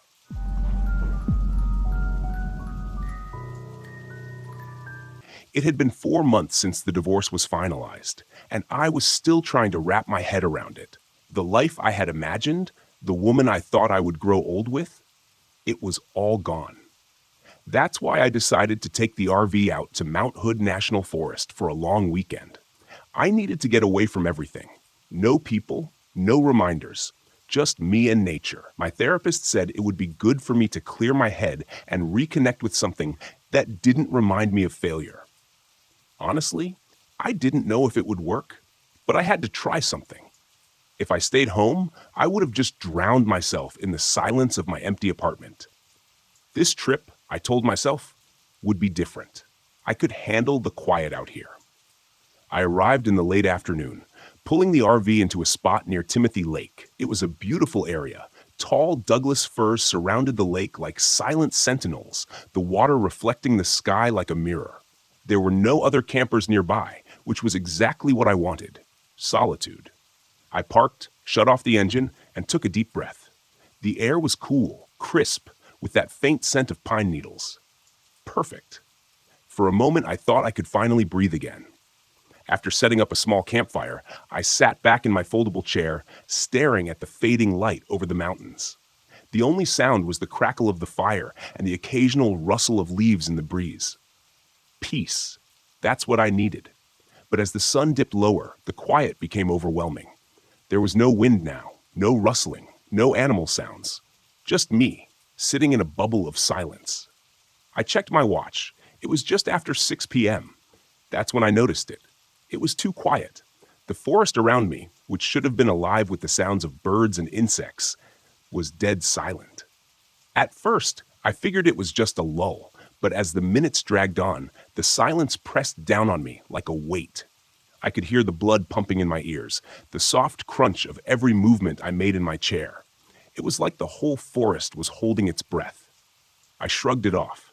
Maybe this was what true isolation felt like. No noise, no distractions, just me and my thoughts. But then, out of the corner of my eye, I saw movement between the trees. It was subtle, a shadow slipping between the trunks, just far enough away that I couldn't get a good look. I froze, squinting into the woods. The firelight flickered, casting long shadows that played tricks on my mind. I scanned the tree line, waiting for the shadow to return, but saw nothing. The trees stood still, their branches unmoving in the dead air. "Must be a deer," I muttered, forcing myself to relax. The wind picked up briefly, rustling the leaves.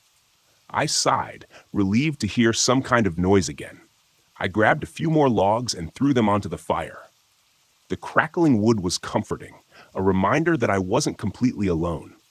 I told myself I was just on edge from being out here, alone, with too much time to think. After eating a quick meal, I decided to call it an early night. The silence was getting under my skin, so I climbed into the RV, locked the door behind me, and settled into the small bed in the back. My phone had no signal, of course, but I wasn't planning on talking to anyone anyway. I lay there, staring at the ceiling, trying to let my mind go blank, but the silence didn't let me rest. The RV was soundproofed, but even then I felt like something was missing. No crickets, no owls, nothing, just the absence of sound. I felt trapped inside my own head. Every little shift of the mattress or rustle of my blanket amplified in the quiet. Eventually, I drifted off. Sometime in the middle of the night, I woke up with a start. I wasn't sure why at first. There hadn't been any loud noises or nightmares, just silence. But something was wrong. My skin prickled with unease. I sat up, rubbing my eyes, and glanced around the RV. The windows were fogged up, and the air felt heavier, somehow oppressive. I heard something outside. No, that wasn't right. I heard nothing outside. I swung my legs out of bed and stood, listening closely. It was the strangest sensation, like my own breathing was distant, muffled, as though I wasn't entirely in my own body. I moved toward the window and wiped away some of the condensation with my sleeve, peering into the blackness beyond the RV. For a long time, I saw nothing, just trees and shadows, and then movement. This time, I was sure. A figure stood at the edge of the clearing, just barely visible in the moonlight. Tall, unnaturally still, like it was waiting for something. My heart leapt into my throat as I strained to see more clearly. It didn't move, just stood there watching. "Hello?" I called, my voice shaky. The figure didn't respond. I backed away from the window, heart pounding, my mind racing. Was it another camper? Some kind of ranger? No, there was no way anyone would be out here this late without a sound. I checked the door. It was still locked. Good. But I felt exposed, vulnerable, knowing that whatever was out there was watching me. I grabbed the flashlight and shined it out the window, sweeping the beam across the clearing. The figure was gone. Just like that. Vanished. As if it had never been there. The next morning, the forest was still eerily quiet. No birds, no animals, just the constant oppressive silence. I tried to shake off the unease from the night before, but it clung to me like a wet blanket. I told myself I was just paranoid, that the solitude was messing with my head, but something about the way the air felt today, something was off. I decided to take a short hike to clear my mind, hoping that getting out of the RV would make me feel better. But as I ventured down the trail, that feeling of being watched grew stronger. Every few minutes, I'd glance over my shoulder, expecting to see someone or something behind me, but the trail was empty. That's when I saw it again, a figure, this time in the distance, standing between the trees just off the trail. It was the same one from last night, tall, gaunt, and still. My heart hammered in my chest as I squinted, trying to make out more details. But before I could move, it slipped behind the trees and disappeared. I ran toward the spot where I'd seen it, my boots pounding against the damp earth. When I reached the trees, there was nothing. No footprints, no broken branches, nothing to show that anyone had been there at all. I stood there, catching my breath, feeling the silence pressing down on me like a vice. That's when I noticed something strange. The forest around me was completely still. Even my footsteps had stopped making noise. I stopped my boot on the ground, but I heard nothing, not even the crunch of leaves beneath my feet. Panic surged through me. I clapped my hands together. Nothing. No sound. My breathing was shallow, frantic, but it was like I was listening to it from far away. The world had gone completely, impossibly silent. And then I saw them. Not just one figure, but several, moving between the trees. Their bodies blended with the shadows. They were everywhere, circling me in complete silence. My heart raced, but I couldn't hear it. I couldn't hear anything. I ran. I didn't know where I was going, just that I needed to get away. My legs felt heavy, every step muted, like I was running underwater. The forest shifted around me, the trail disappearing into the thick fog that had rolled in, disorienting me further. Somehow I made it back to the RV. I slammed the door shut, locking it, my breath coming in ragged gasps, but still no sound. I grabbed my phone, hoping to call for help, but it was useless. The screen flickered, the GPS spinning in circles. I was trapped. For the next few hours, I stayed inside the RV, pacing back and forth, trying to calm myself down, but the silence never lifted. I couldn't even hear my own thoughts anymore. Just the crushing weight of nothingness. And then, as the light began to fade, I saw them again, the silent ones. They were standing in a circle around the RV, their faces blank, their eyes hollow. There were no features, no mouths, just smooth skin where their faces should have been. They stood perfectly still, watching me through the windows, their bodies unnervingly thin and elongated. I banged on the window, screaming, but of course, no sound came. They didn't flinch, didn't move. They just stared, waiting. Desperation clawed at me. I couldn't stay here. I needed to leave, but the RV wouldn't start. Every time I tried, the engine sputtered and died, as if something was draining the life out of it. I grabbed a flashlight and opened the door, stepping outside. The silent ones didn't move, didn't react. But as I walked toward them, the air grew colder, the silence even more oppressive. My footsteps made no sound. My breathing was barely there. I felt a hand on my shoulder and spun around, expecting to see one of them behind me. But there was nothing, just the fog swirling around me and the figures waiting in the distance. In that moment, I realized what they wanted. They weren't going to kill me. No, that would be too simple. They wanted me to join them, to become one of them. The silence wasn't just the absence of sound, it was a part of them, and it was seeping into me, stealing my voice, my thoughts, my very sense of self. And if I stayed here much longer, I knew I would lose everything. I don't remember how I made it out. The next thing I knew, I was driving far away from the campsite, from the silent ones. The sound of the engine, the tires on the road. It was all faint, like I was still caught in their grip. But at least there was something, a reminder that I hadn't completely disappeared into that silence. It's been weeks since I got back, but I can still feel it. The quiet follows me, lingers in the corners of my apartment. Sometimes, when I'm lying in bed at night, I can feel their eyes on me, watching, waiting. And I know that one day, they'll come for me again. This time, I won't be able to run.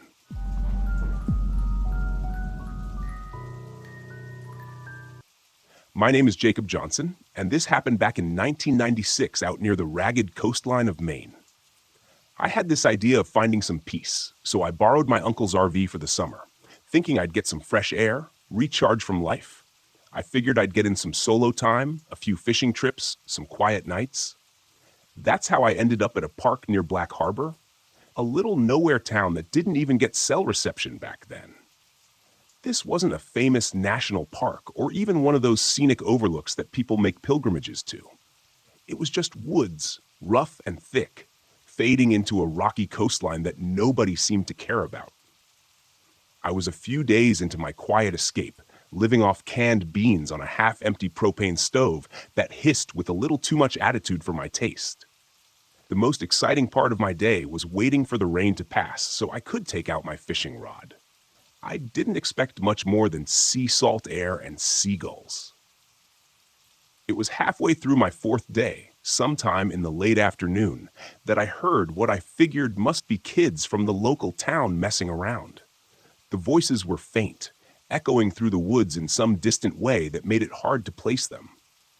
I thought about walking down to see what was going on, maybe throwing a rock or two to scare them off if they got too close, but I didn't think much of it. By evening, though, something had shifted. I heard footsteps, not the quick, careless crunch of sneakers, but deliberate, slow steps. I was in the RV, scratching down a grocery list of things I'd need on my next trip back to town when I caught the sound. It was steady, creeping up around the corner of the RV. It hit me that I hadn't seen another soul out here since I'd arrived, and that didn't sit right. I mean, who comes out to this kind of place aside from someone with a taste for quiet or trouble? I kept still, waiting for the person to pass or show themselves, but there was only the slow, shuffling drag of footsteps. I tried to listen for the sound of multiple feet or voices, but it was dead silent except for that single shuffle. Against my better judgment, I opened the RV door and stepped outside. Nothing, just trees swaying in the evening light. But my instinct told me to keep quiet. I could still feel something out there, hiding, the kind of presence that prickles the hair on your neck and makes you regret stepping out of safety. I stayed there, scanning the tree line, listening. I almost thought I'd imagined it until I spotted something strange, half hidden between the trees, a figure, still as stone, facing away from me. The guy looked like he was part of the forest itself, cloaked in grime, with torn, mud-stained clothes hanging off him like a loose second skin. He didn't move. He didn't breathe. Just stood there, as if rooted to the ground. Now, I don't scare easy, but something about this man felt like a bad omen. I cleared my throat, thinking maybe he was some lost hiker or drifter, but he didn't flinch, didn't even look at me. Finally, I called out something casual, like asking if he needed directions. Still nothing.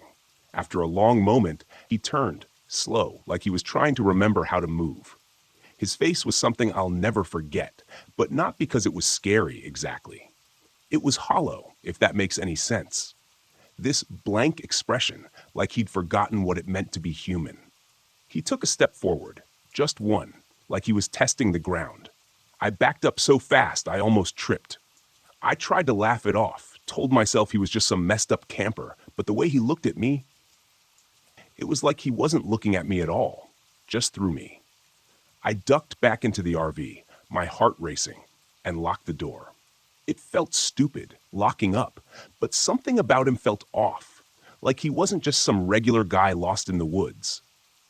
I figured he'd wander off, but minutes later, I heard him shuffling again, this time closer to the RV.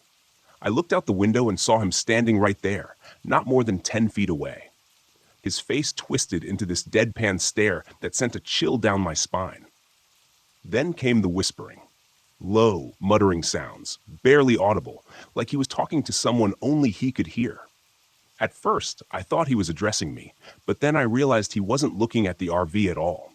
His head tilted, and he mumbled something about payment and lost souls.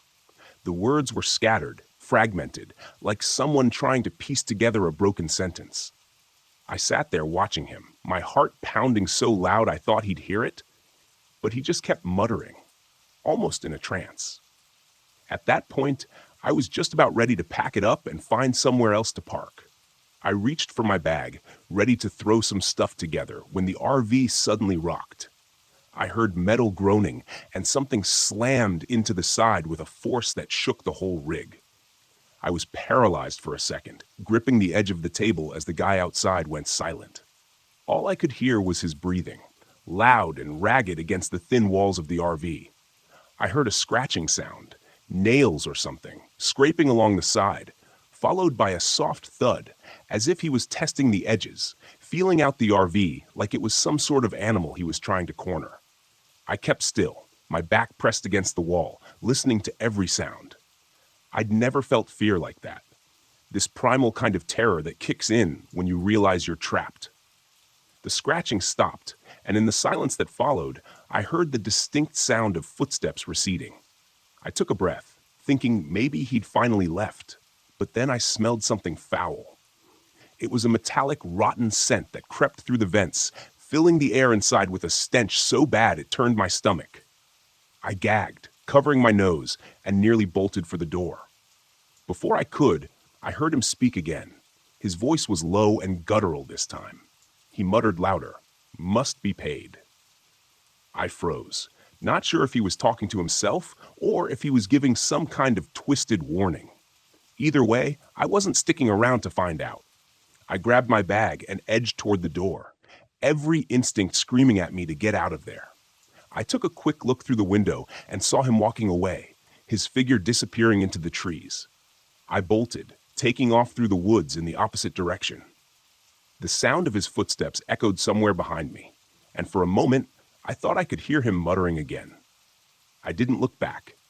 I didn't stop until I'd cleared the tree line and hit the gravel road. My feet ached, and my lungs burned, but I didn't care. I just kept running, putting as much distance as I could between me and that place. Hours later, I found a small gas station by the highway and told the cashier everything. He gave me this look, like he'd heard it before, then mumbled something about an old man who'd gone crazy years ago, back when the town was still booming. He said the guy used to wander the woods, talking to himself about debts and payments, claiming to be some sort of collector. Local legend had it that he went mad after his family drowned in a storm. The story was that he'd gone feral, taking to the woods, driven by some twisted sense of revenge or justice. I don't know if I believe in all that. All I know is that I saw him, heard him, and every time I think of that muttering, "Debt must be paid," I feel a chill that doesn't fade. I don't know who he thought I was or what debt he imagined I owed, but I'll tell you one thing. I'm never setting foot near Black Harbor again. Some debts you just don't pay.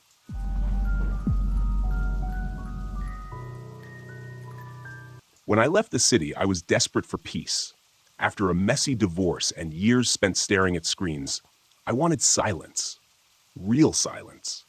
Not the muffled hum of traffic or the constant buzz of electronics, but the quiet only nature could offer. That's how I ended up in Mohan State Park, alone in my old RV, parked on the edge of the Clear Fork Gorge. The park was stunning, especially in the late afternoon light. Trees stretched endlessly in every direction, their leaves a tapestry of green and gold. The air smelled clean, untouched by asphalt or fumes. It was perfect, at least at first.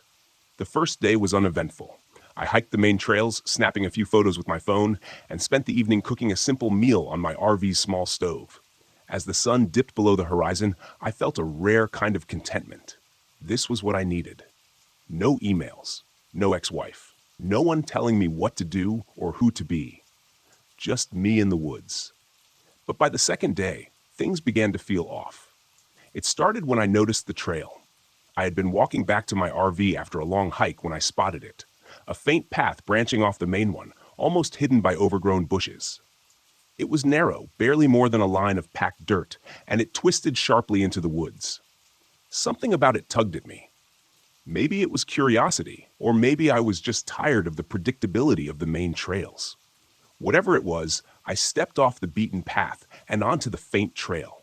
The air felt different as I walked, heavier, quieter. The usual sounds of the forest, birds chirping, leaves rustling, seemed muted, as if the trees themselves were holding their breath. After a few minutes, I found the ruins. At first, I thought it was just a pile of rocks, but as I got closer, I saw the remains of a chimney and the rotting beams of what must have been a small cabin. A rusted metal lantern sat in the dirt, its handle broken. The ground was littered with shards of pottery and what looked like animal bones. A shiver crawled up my spine. Someone lived out here, I muttered to myself. The idea seemed impossible. This part of the park was miles from any road, and the trail was nearly invisible. Why would anyone build a cabin here? I snapped a photo and turned back toward the RV, eager to put the strange scene behind me. That night, the noises started. I had just crawled into bed when I heard it, a faint snapping sound, like someone stepping on a twig. I froze, my heart pounding. Raccoons, I told myself. Or maybe deer. I wasn't exactly deep in the wilderness, so wildlife was normal. Then came the footsteps, slow, deliberate, and far too heavy to belong to an animal. They circled the RV, crunching the dry leaves and stopping occasionally, as if whoever or whatever was out there was listening. I grabbed my flashlight and swung open the door, shining the beam into the trees. "Hello?" I called, trying to sound more confident than I felt. "Is someone out there?" The forest stared back at me, silent and empty. After a few minutes, I retreated inside, locking the door and double-checking the windows. Eventually, the footsteps faded, and I convinced myself it was just a hiker passing through. Nothing to worry about. The next morning, I stopped by the visitor center to report the strange noises. Leah, the park guide on duty, greeted me with a friendly smile, but it faltered when I described what I'd heard. "You were near the old trapper's cabin, weren't you?" she asked, her voice low. I blinked. "Trapper's cabin?" she nodded. "It's an old story.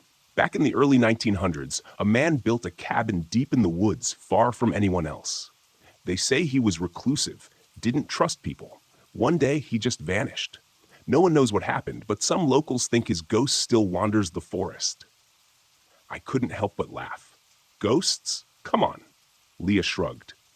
"Believe what you want, but I'd stay away from that area if I were you. People say the forest gets strange near the cabin." I left the visitor center feeling annoyed. Ghost stories were fine for campfire entertainment, but I wasn't about to let a local legend ruin my weekend. That night, the disturbances grew worse. I was halfway through dinner when the lights in the RV flickered and went out. I swore under my breath, grabbing a flashlight to check the breaker. As I fumbled with the panel, I heard the footsteps again. Closer this time, circling the RV like a predator sizing up its prey. The flashlight beam caught something on the ground. Footprints. Human footprints. Large and deep, as if whoever made them was heavy. My breath caught in my throat. "Okay," I muttered, trying to steady myself. "Someone's messing with me." Grabbing my hiking boots, I stepped outside, determined to confront whoever was out there. But the second I stepped into the clearing, the forest fell silent. No footsteps, no rustling leaves, just an oppressive stillness that pressed against my ears. That's when I saw the first figure. It was pale and thin, barely more than a shadow against the trees. It stood perfectly still, its face obscured by darkness. Then it moved, not toward me, but away, disappearing into the woods without a sound. I didn't follow. Instead, I locked myself in the RV, sat by the window, gripping a kitchen knife, and watched the forest until dawn. By the time the sun rose, I'd made up my mind. I had to go back to the cabin. I needed answers. The trail felt even more oppressive in the daylight. The air was thick, and the silence was absolute. When I reached the clearing, I saw something I hadn't noticed before. A small, rusted knife lying in the dirt. Next to it was a notebook, its cover warped with age. I picked it up carefully, flipping through the yellowed pages. Most of the writing was illegible, but a few sentences stood out, scrawled in jagged letters. It watches from the trees. Don't disturb the woods. The forest is alive. A chill ran down my spine. As I turned to leave, the ground beneath me seemed to shift, the dirt rippling like water. The trees creaked, their branches twisting unnaturally. And then I felt it. A presence. Something unseen, massive, and ancient. Watching me from every direction. I ran. The RV was my only sanctuary, but even there I wasn't safe. The lights flickered. The floor trembled. The air grew thick with the stench of damp earth. Through the window, I saw the pale figure again, joined by others, shadows slipping between the trees, their eyes glowing faintly in the dim light. The ground beneath the RV began to groan, roots writhing like snakes. I turned the key in the ignition, praying the engine would start. It roared to life. I slammed my foot on the gas. As the RV lurched forward, the figures began to move, their blank faces turning toward me. The roots clawed at the tires, but the momentum was enough to break free. I didn't stop until I was miles away, the forest shrinking in my rearview mirror. I never went back to Mohan State Park. Whatever was in those woods, it didn't want me there. And I was more than happy to stay away. But sometimes, late at night, I dream of the forest. I hear footsteps outside my window, and I swear I can feel its eyes on me. The forest doesn't forget, and neither do I.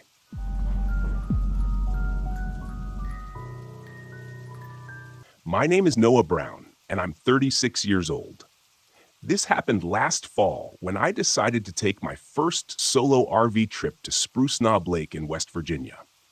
It was supposed to be a fresh start, a way to escape the wreckage of my divorce and prove to myself that I could handle life on my own. I was tired of feeling like a failure, and this trip was my attempt at reclaiming some confidence.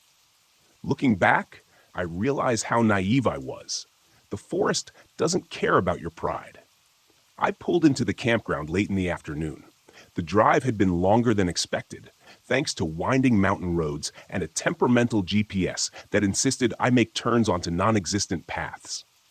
Spruce Knob Lake lay in a valley, surrounded by dense forest, the kind of place that felt untouched by time. Before heading to the lake, I stopped at a small gas station on the edge of town to fill up and grab a few snacks. The attendant was an old woman with gray hair pinned in a tight bun. Her eyes had the kind of intensity that made you feel exposed. "Heading to Spruce Knob, huh?" she asked, her voice raspy. "Yeah," I said, forcing a smile. "A couple of days by the lake should be peaceful." Her expression darkened. "Don't go wandering the woods after dark, and if you see a lantern, you turn the other way." "A lantern?" I chuckled nervously, hoping to break the tension. "I'll keep that in mind." But as I drove away, her words lingered in my mind. By the time I reached the campground, the sun was dipping below the tree line. I parked the RV near the edge of the lake and set up a basic campsite. My gear was minimal: a rented stove, a secondhand flashlight, and a cheap folding chair that creaked every time I shifted my weight. It was quiet. Too quiet. The kind of silence that makes you hyper-aware of every small sound. The rustle of leaves, the soft lap of water against the shore, the occasional groan of the wind through the trees. Around 9 p.m., as I was reading by the dim glow of my lantern, I noticed something strange. A flickering light in the woods across the lake.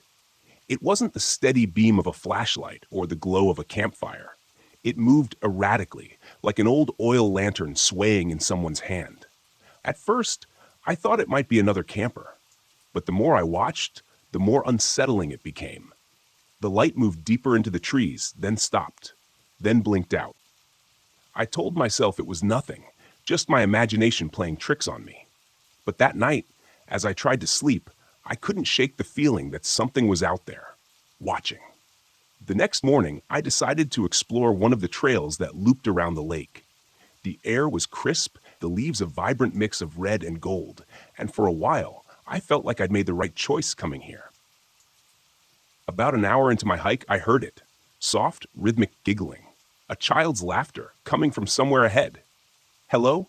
I called out, my voice echoing through the trees. No response. As I rounded a bend, I saw her, a little girl sitting on a rock by the trail. She looked about 10 years old, with dark hair and a pale face, She was wearing old-fashioned clothes, a long skirt and a cardigan that seemed out of place. "Are you okay?" I asked, stepping closer. She didn't answer. Her eyes stayed fixed on something in the distance. "Are you lost?" I tried again. She turned her head slightly, just enough to look at me out of the corner of her eye.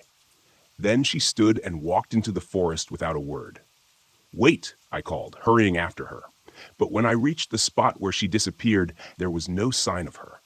Just a muddy child's shoe sitting on the ground. By the time I got back to the RV, the clouds had rolled in, turning the afternoon gray and heavy.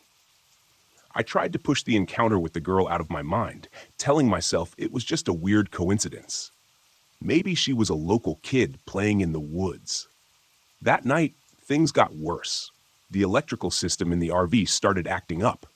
The lights flickered erratically, and the radio turned on by itself, blasting static. My flashlight died, even though I had just put in fresh batteries. I lit my lantern for some semblance of control, but the flame cast dancing shadows on the walls, making the RV feel smaller, more claustrophobic. Then came the sound of footsteps. They circled the RV, slow and deliberate. I peered out the window but saw nothing. Still, the sound continued, crunching leaves and snapping twigs just outside. I locked the door and sat on the bed, gripping a kitchen knife I'd brought for cooking. The footsteps stopped, and for a moment, the silence was almost worse. Then a voice broke the stillness. "Stephen," it said, a child's voice. Against every instinct, I opened the door. The forest beyond was shrouded in darkness, but there it was again, the flickering light.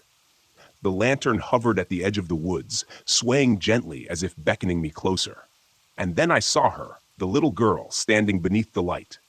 "Help me," she whispered, her voice carrying through the still air. I stepped out of the RV. My legs moved almost against my will. The lantern retreated into the forest, and I followed. The girl's figure was always just out of reach. The trail grew steeper and more treacherous, the ground soft and uneven beneath my boots. The lantern led me to the edge of a ravine, its rocky walls plunging into darkness. At the bottom, I saw something glinting, a small mirror, cracked and streaked with dirt. The little girl stood beside it, her pale face illuminated by the lantern's eerie glow. "Jump," she said softly. "What?" I stammered, my voice trembling. "You have to jump," she repeated. Her voice wasn't pleading anymore. It was cold, commanding. I looked down at the ravine, at the jagged rocks below. The lantern hovered above the abyss, flickering like it was waiting for me to obey. Something in me snapped. "No," I said, my voice firm. The girl's face twisted into something monstrous. Her eyes darkened, and her mouth stretched into an unnatural grin. "You don't get to choose," she hissed, her voice no longer human. I reached into my bag and pulled out my journal, the one thing I'd brought to document my journey to rediscover myself. Without hesitation, I hurled it into the ravine. The lantern flared violently, its light pulsing like a heartbeat. The girl screamed, a sound that seemed to tear through the fabric of the night, and then she and the lantern vanished. I stumbled back to the RV, my body trembling with exhaustion and fear. The electrical system was working again, the lights steady, the radio silent. I packed up and left before the sun rose, driving until I was miles away from Spruce Knob Lake. A week later, I found something waiting for me in my apartment. Sitting on the kitchen counter was an old oil lantern, its glass cracked and filled with ash. When I picked it up, I heard it, soft, rhythmic giggling, echoing from somewhere deep inside. I haven't camped since. The wilderness isn't always what it seems. Sometimes it's better to stay lost in the chaos of the city than risk finding what waits in the silence of the woods.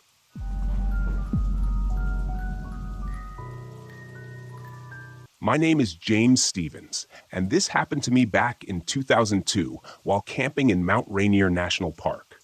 I'd borrowed my cousin's RV for the first time. He said I was due for some real scenery therapy, as he called it, away from the stress and noise of the city. I had just wrapped up a divorce, and my mind was cluttered. Nature felt like a good reset button. I set up at Cougar Rock Campground, a secluded part of the park with tall pines and a stream that burbled quietly just out of sight. Peaceful, until the silence starts creeping up on you. The kind of silence that makes every sound, like a twig snapping or water trickling, seem 10 times louder. I parked the RV near the forest's edge, half a mile from the nearest camper, figuring the solitude would be good for me. Less human interaction, more time staring at clouds and mountains. Around mid-afternoon, I met another camper. His name was Russell, an older guy with a scraggly beard and a perpetual frown. He told me he'd been camping there for years, always alone. He said he liked the solitude, the natural rhythm of the place, whatever that meant. He had this rough way of talking, every word thick like he was chewing on gravel.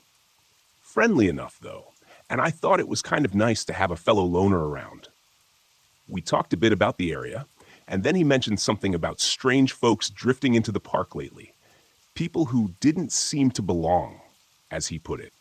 I shrugged it off, but I did notice that Russell's campsite was a mess, with empty cans and old camping gear scattered around like he'd set up for the long haul. I got this off feeling, like he wasn't there just for the peace and quiet, but I brushed it off. He was just another stranger in the woods. No more, no less. By sundown, I was back at my RV, thinking a quick dinner of instant noodles would do just fine.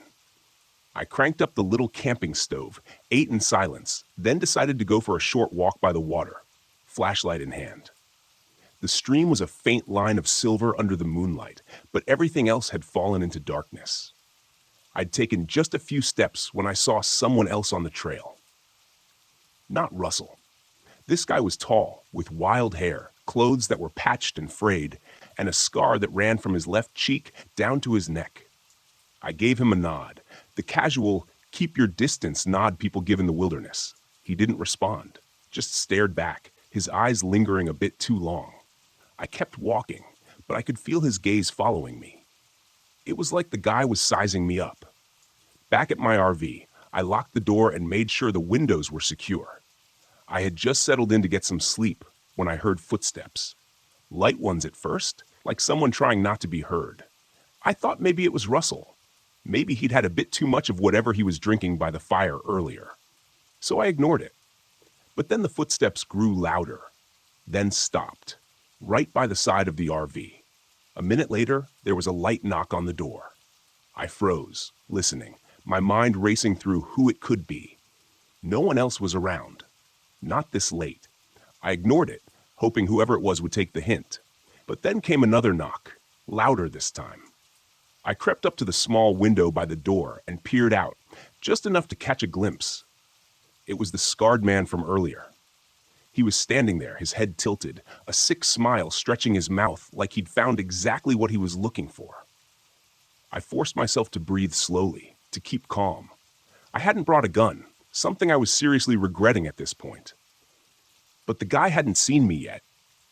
Maybe he'd just leave if I stayed quiet. Then, in a voice just loud enough to cut through the walls, he said, "Hey, Brandon, I know you're in there." The blood drained from my face. How the hell did he know my name? I didn't remember mentioning it to anyone except Russell, and even then, it was in passing. My mind scrambled through every option. Stay silent? Open the door and try to talk him down? Grab something heavy and defend myself? I reached for a frying pan, the heaviest thing within arm's reach. Not exactly a weapon, but better than nothing. I crept toward the door, thinking maybe I could give him a hard enough swing to make him rethink his plans. But just as I was about to take a breath and steady myself, the guy pounded on the door. Hard. Enough force to shake the whole RV. "Brandon, open up. I'm not leaving until we talk," he said. His tone was calm, like he was asking for a cup of sugar instead of trying to break into my camper. Then I heard it. A scraping sound, like metal against metal. I looked down and saw a thin blade, maybe a pocket knife, slowly working its way through the RV door lock.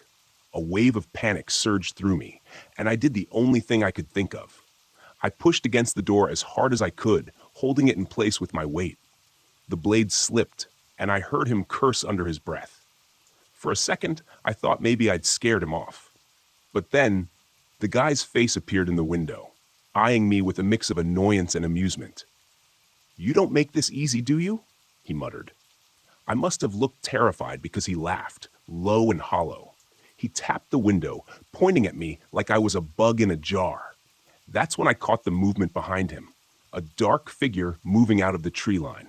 Slowly, deliberately. Russell, he must have heard the noise and come over to check things out. Russell didn't say a word. He just stood there, watching. For a second, I thought he was going to help me, that he'd scare this guy off. But he didn't. He just watched. His face expressionless, as the guy kept trying to force his way in.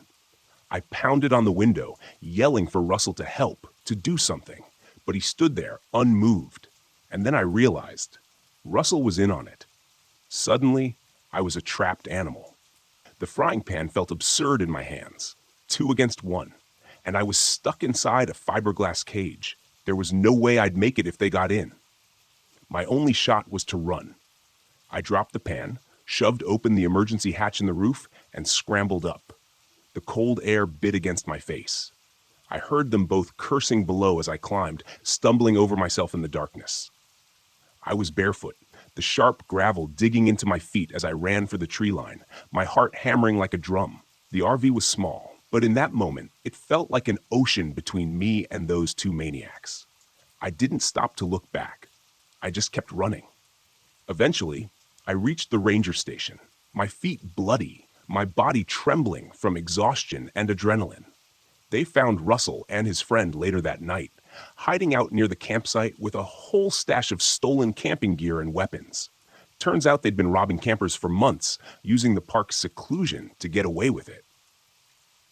In the end, Russell claimed he'd just been there by coincidence when the scarred guy attacked me. But the scarred man wasn't so lucky. After a short scuffle with the cops, he was arrested, with enough evidence of his outdoor exploits to keep him locked up for life. It turned out he had a habit of finding interesting campers to mess with, using the solitude of the park as his own twisted playground. That's what went down that night at Mount Rainier. And I still don't know what Russell's deal was, whether he was in on it from the start or just a bystander too afraid to stand up. But one thing's for sure, I'll never be borrowing an RV for scenery therapy again.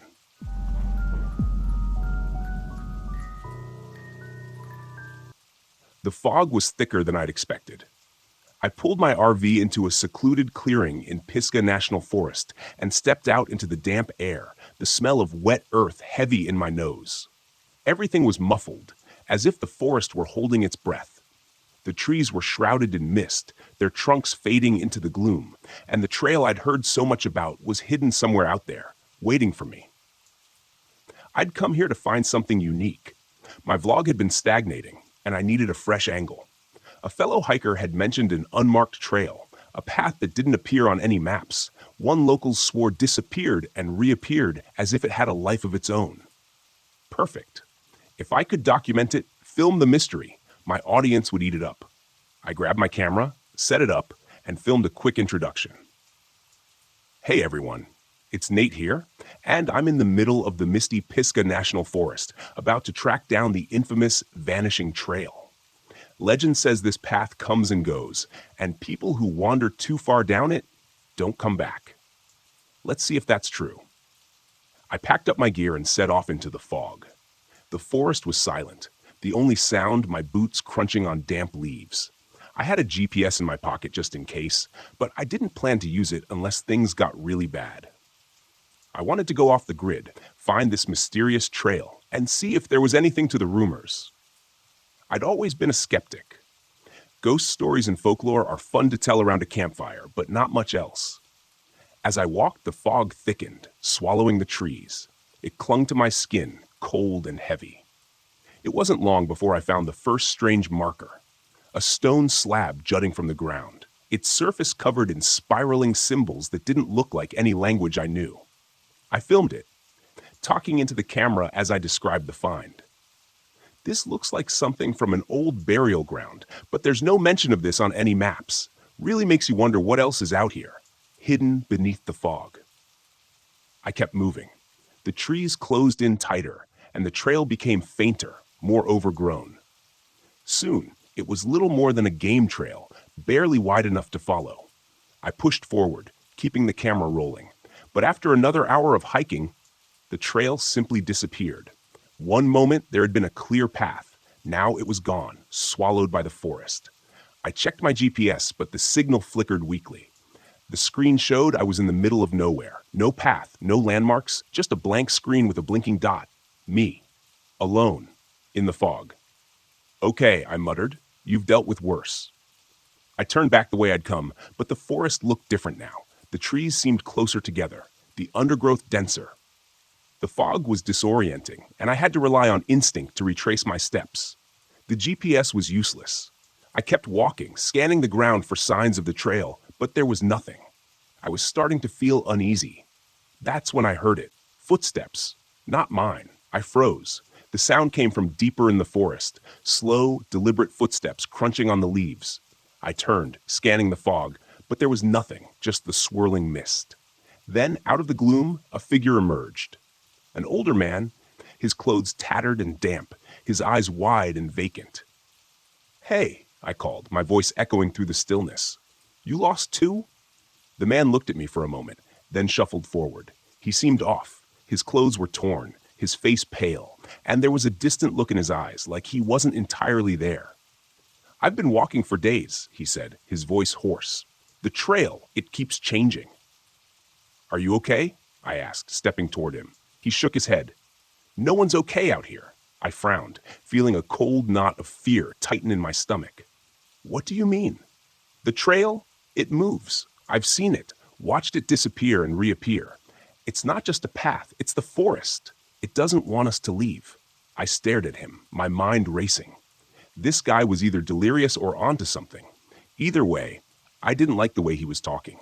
"Look, I have a GPS," I said, pulling it out. "We can find our way back." The man glanced at the GPS, then back at me. "It won't help. The forest is messing with it." I didn't believe him. I couldn't. I was a rational guy, and this was just a forest. I'd get us back to my RV, get this guy some help, and be done with it. But as we walked, things got stranger. The mist thickened, wrapping around the trees like a living thing. The forest seemed to shift with every step. What had been an open path a moment ago would be choked with brambles. When I looked back, trees seemed to loom closer, twisting into unfamiliar shapes. The man, whose name I learned was Eli, grew more agitated with every passing minute. "It's watching us," he muttered. "It knows we're here." "Who's watching?" I asked, growing impatient. "The forest," he said, his voice barely a whisper. "It's alive, and it's been here long before we were." I ignored him, focusing on the GPS, but even that was failing me. The screen flickered, the signal cutting in and out. At one point, it showed me standing on a clear path, but when I looked up, there was nothing but trees, thick, twisted trees that looked like they had grown there for centuries. We kept walking, the fog growing thicker, pressing in on us. The air felt heavy, almost suffocating, and the whispers started. Faint at first, like the wind through the leaves, but then more distinct voices calling out from the mist. "Nate," I froze, my heart hammering in my chest. "Did you hear that?" I asked Eli. He nodded, his eyes wide. "It's calling us." "The forest." I tried to shake it off, tell myself it was just the wind, but deep down, I knew that wasn't true. The voice had spoken my name. We came across a backpack tangled in the branches of a tree, high above our heads. It was old, covered in dirt and torn, but when I climbed up to retrieve it, I found fresh supplies inside, water, food, like someone had packed it yesterday. I felt a chill run down my spine. How had it gotten there? Eli was growing more paranoid, his eyes darting around like he expected the trees to come alive at any moment. "We need to leave," he kept saying, "before it's too late." We pushed forward, but no matter which direction we went, we ended up back where we started. The fog seemed to pulse with an unnatural energy. The whispers grew louder. Then, without warning, Eli was gone. I turned around and he was just gone. The forest had swallowed him whole without a sound.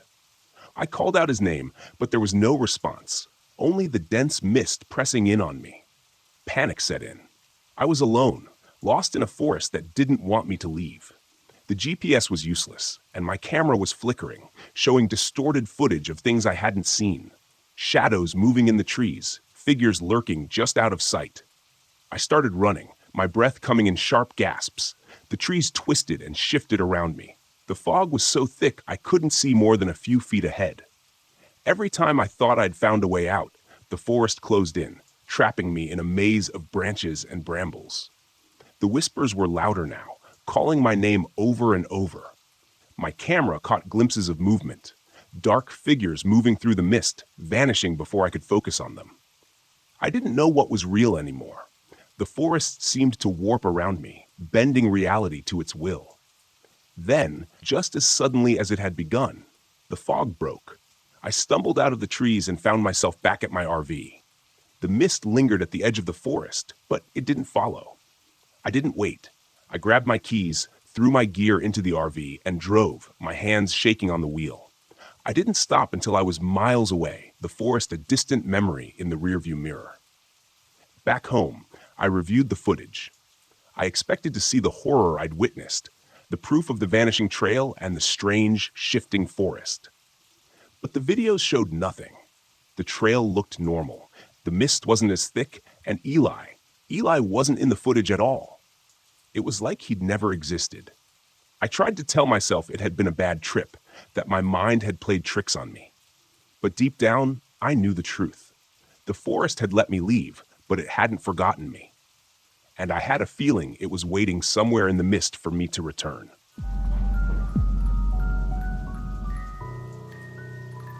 The forest around me was too quiet. I'd been sitting by the campfire outside my RV, immersed in the silence for hours, but now something felt off. The kind of off you feel in your gut before your brain catches up to what's happening. No wind, no rustling in the leaves, just dead stillness. That was the first thing I noticed when I pulled up to this remote campsite deep in Mount Hood National Forest. A place like this should have been full of life. Birds, insects, something. But the only sound was the crackle of the fire and the distant hum of the radio I'd brought along. I needed quiet after everything that had happened over the past year. I wasn't looking for distractions, just isolation. After my wife's death, nothing made sense anymore. People kept telling me I needed to move on, but the noise of life, the sympathy, the well-meaning advice, the friends who didn't know what to say, became unbearable. So I packed up and hit the road, hoping the wilderness would give me space to think, or maybe stop thinking altogether. I thought the forest would help. It had, until now. The radio's static broke the silence, a sudden burst of garbled noise that made me jump. I turned my head toward the RV, where the old ham radio sat inside. I hadn't even touched the thing in hours.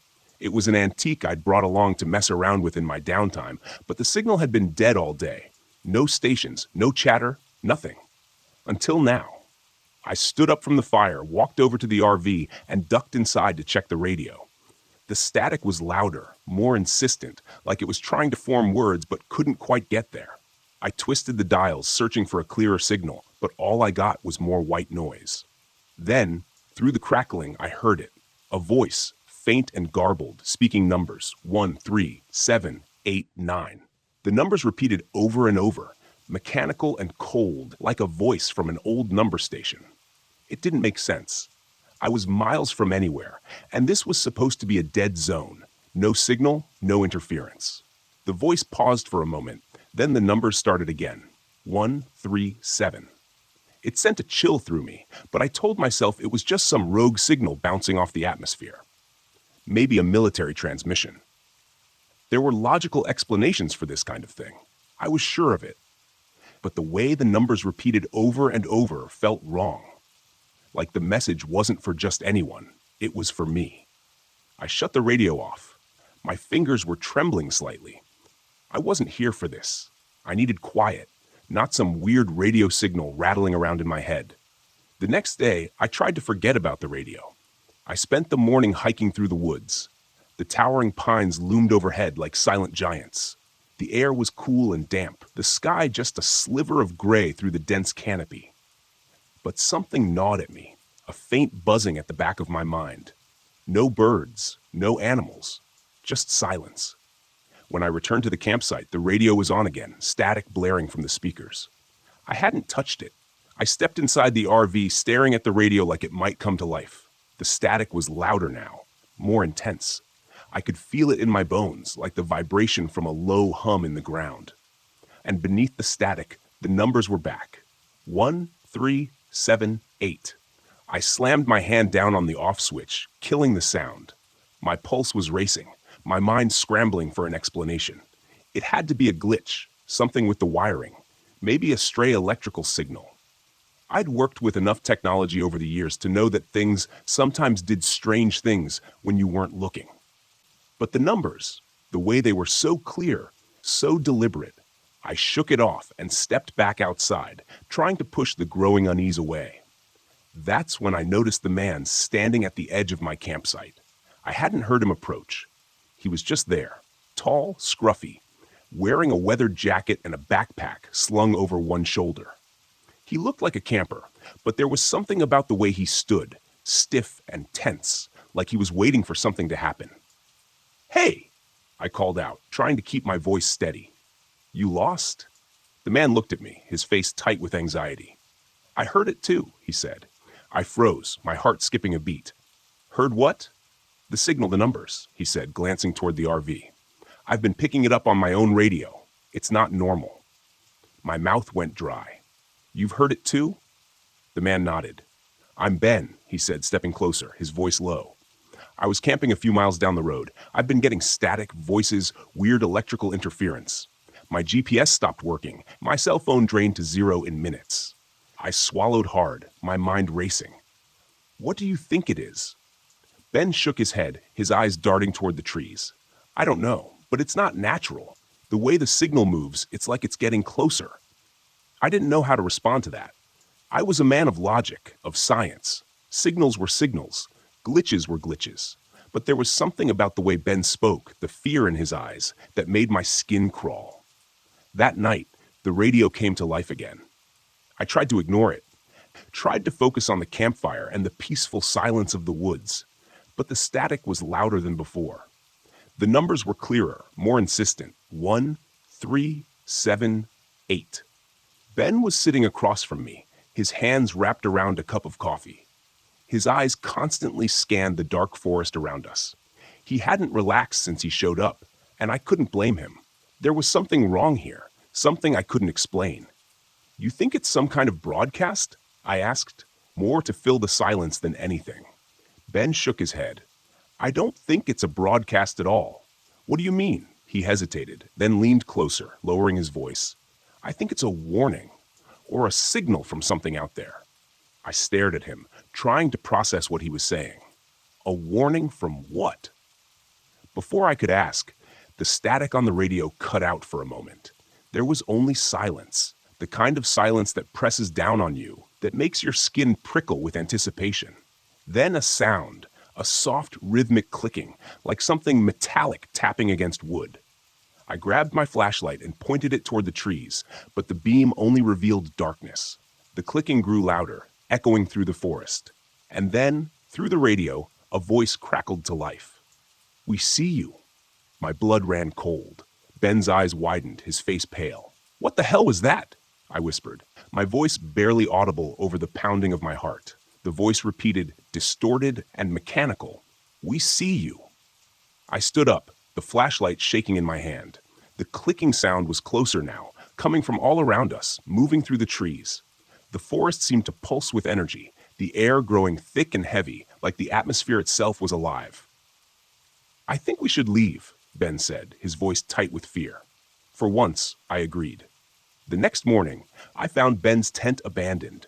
His gear was scattered around the clearing, but there was no sign of him, no footprints, no note. Just the cold, empty forest and the low hum of static that had settled into the air like a living thing. I tried to follow his tracks, but they vanished in the thick underbrush.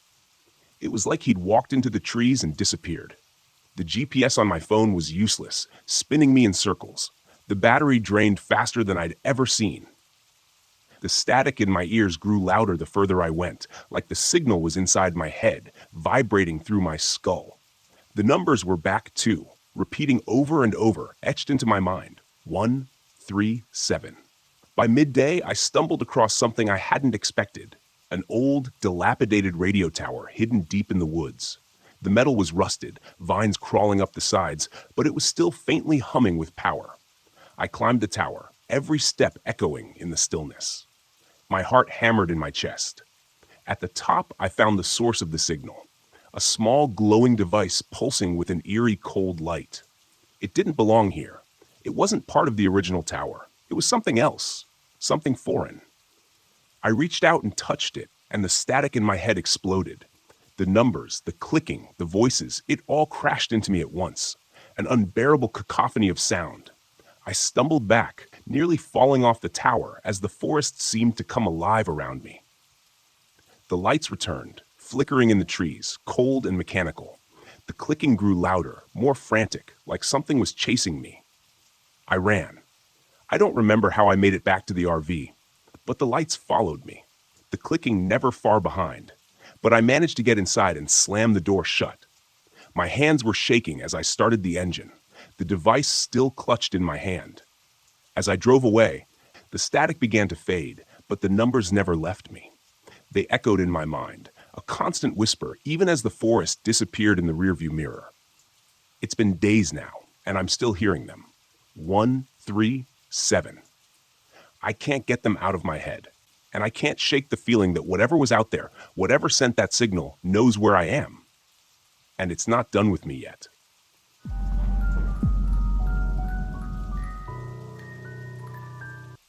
My name is Stephen Miller. I'm 51 years old, a retired high school teacher and a widower. What I'm about to tell you happened just last month during a solo camping trip off Old King Road in Flagler County, Florida. I thought I was looking for peace and quiet, maybe even a little closure. Instead, I found something I still can't explain, something that might still be out there waiting. I arrived at the campsite in the late afternoon. The drive down Old King Road was scenic but desolate, with tall oaks draped in Spanish moss and palmettos crowding the edges of the narrow dirt road. My RV, a beaten-up 1994 Winnebago, rattled over every bump, but I was used to it. This wasn't my first trip, but something about the stillness unsettled me. I stopped at a convenience store a few miles before the campsite to grab some firewood and snacks. The woman behind the counter, Maggie, looked up from a magazine as I approached. "Camping out on King Road?" she asked, her tone casual but her eyes sharp. "Yeah," I said. "I heard it's quiet out there. Good stargazing." She hesitated. "It's quiet, all right. Just don't wander too far from your RV, and if you hear anything strange, don't go looking for it." I laughed it off, but her words stayed with me as I drove the final stretch to the campsite. The sun was low, and I parked near a pond. The water was dark and still, the air smelling of damp earth and decaying leaves. I liked the solitude, at least that's what I told myself. The first sign that something wasn't right came that night.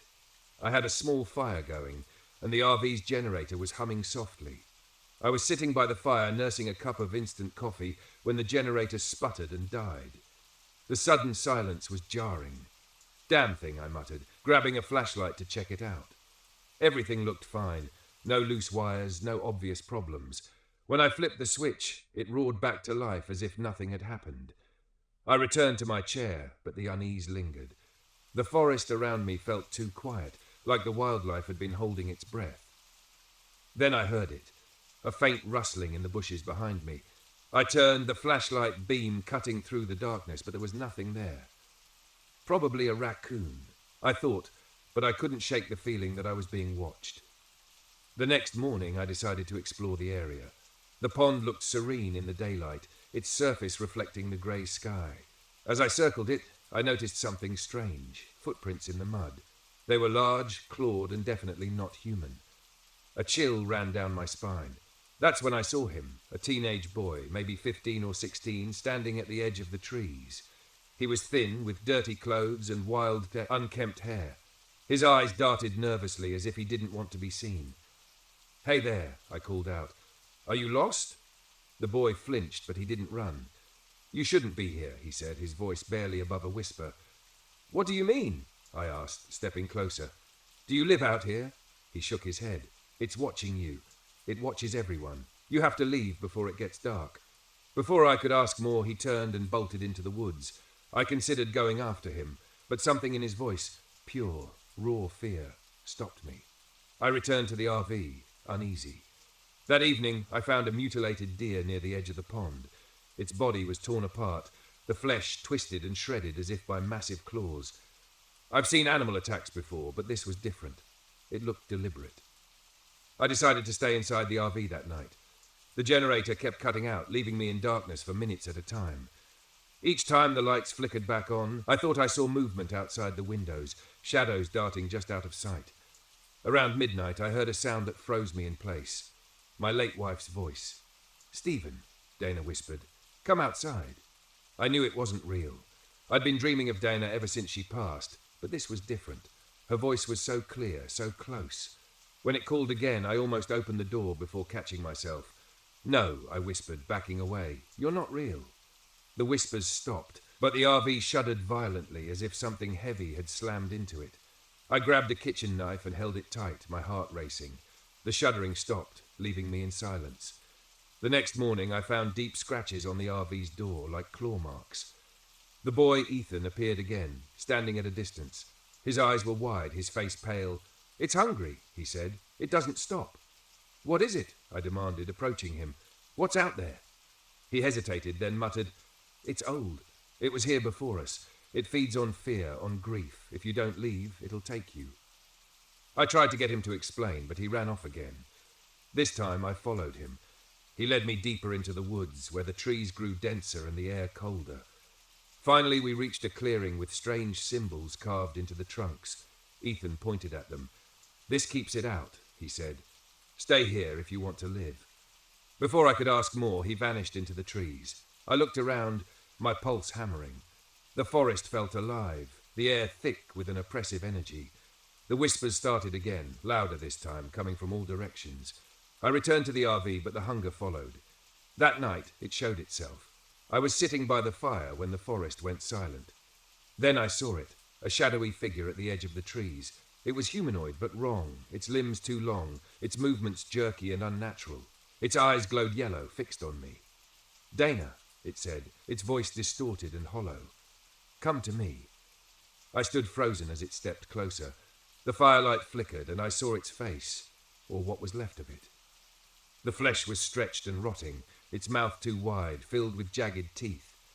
I grabbed a can of lighter fluid and dashed it onto the fire pit, igniting a massive flame. The creature recoiled, letting out an unearthly shriek. I ran toward the symbols Ethan had shown me, the hunger chasing me through the trees. The moment I crossed the boundary of the symbols, the hunger stopped. It paced back and forth, hissing and snarling, but unable to cross. I stayed there until dawn, clutching the knife and listening to its guttural growls. When the sun rose, the hunger vanished. I returned to the RV, packed up, and drove away without looking back. I stopped at Maggie's store on the way out. She took one look at me and nodded. "You saw it, didn't you?" I nodded, too shaken to speak. "You're lucky," she said. "Most people don't make it out." Later, I tried to find information about Ethan, but no one had seen a boy matching his description in years. Some said he was a ghost, a victim of the hunger long ago. Others claimed he was something else entirely, a guardian of sorts, protecting the living from the forest's darkness. Whatever the truth, I know one thing for certain. The hunger is real, and it's still out there, waiting.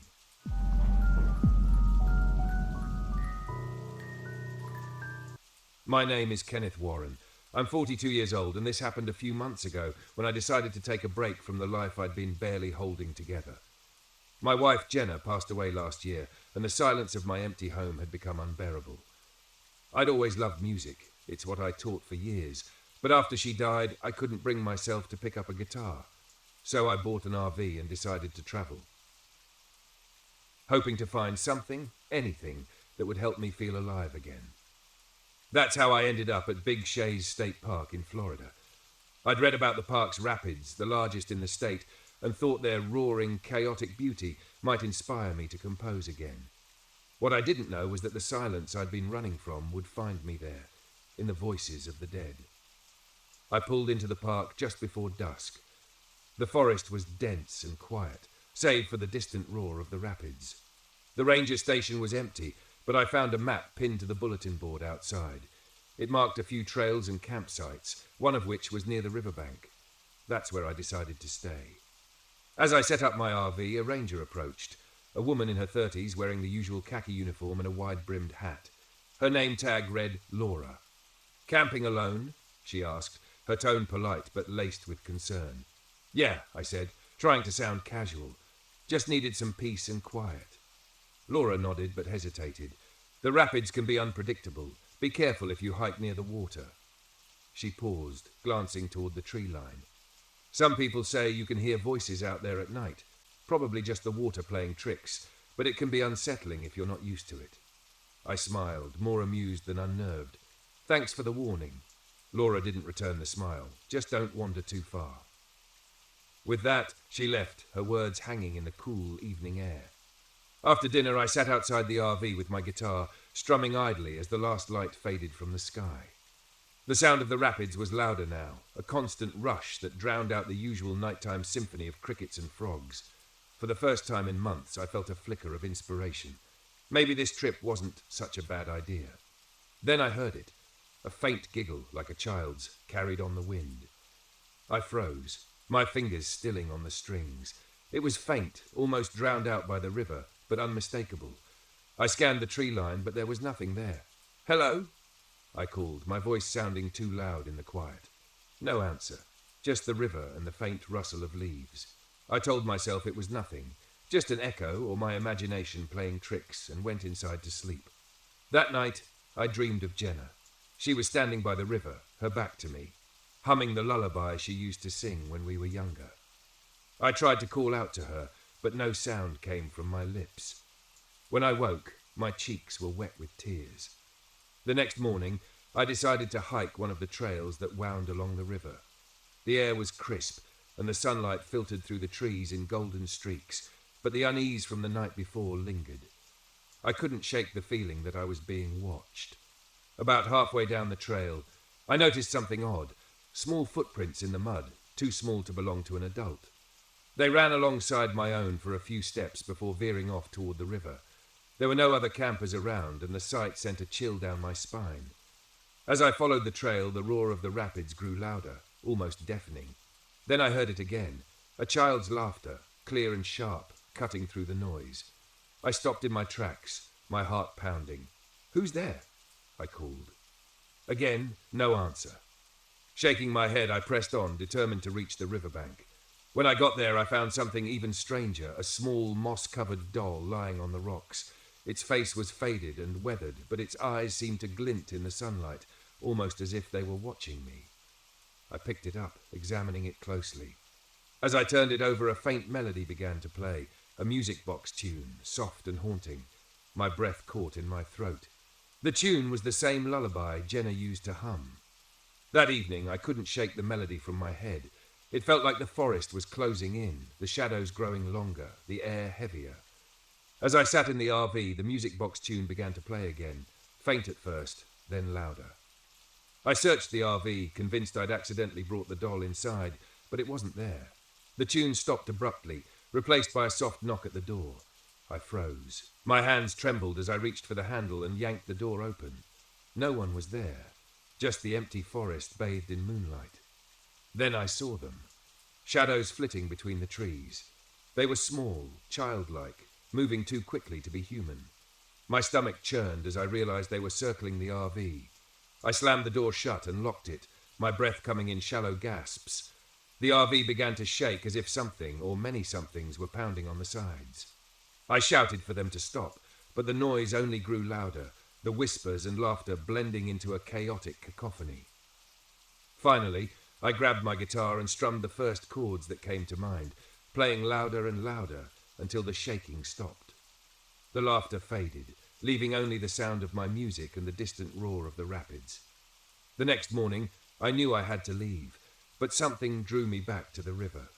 I followed the trail again, clutching the doll I'd found. The voices were louder now, calling my name, singing the lullaby in eerie, childlike tones. When I reached the riverbank, the air grew icy and the shadows beneath the trees seemed to ripple like water.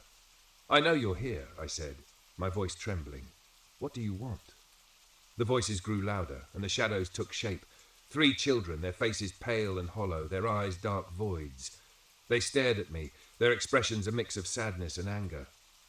Help us, they whispered, their voices overlapping in a haunting harmony. What do you need?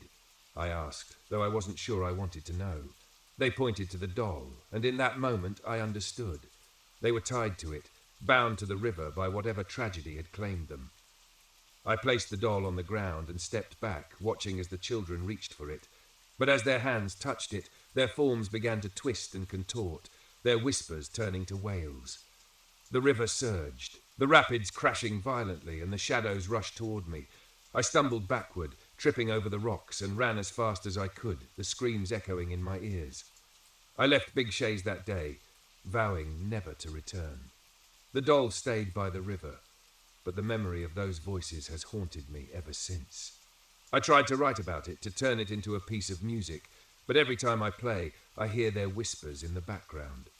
A week after I got home, I found the doll on my porch.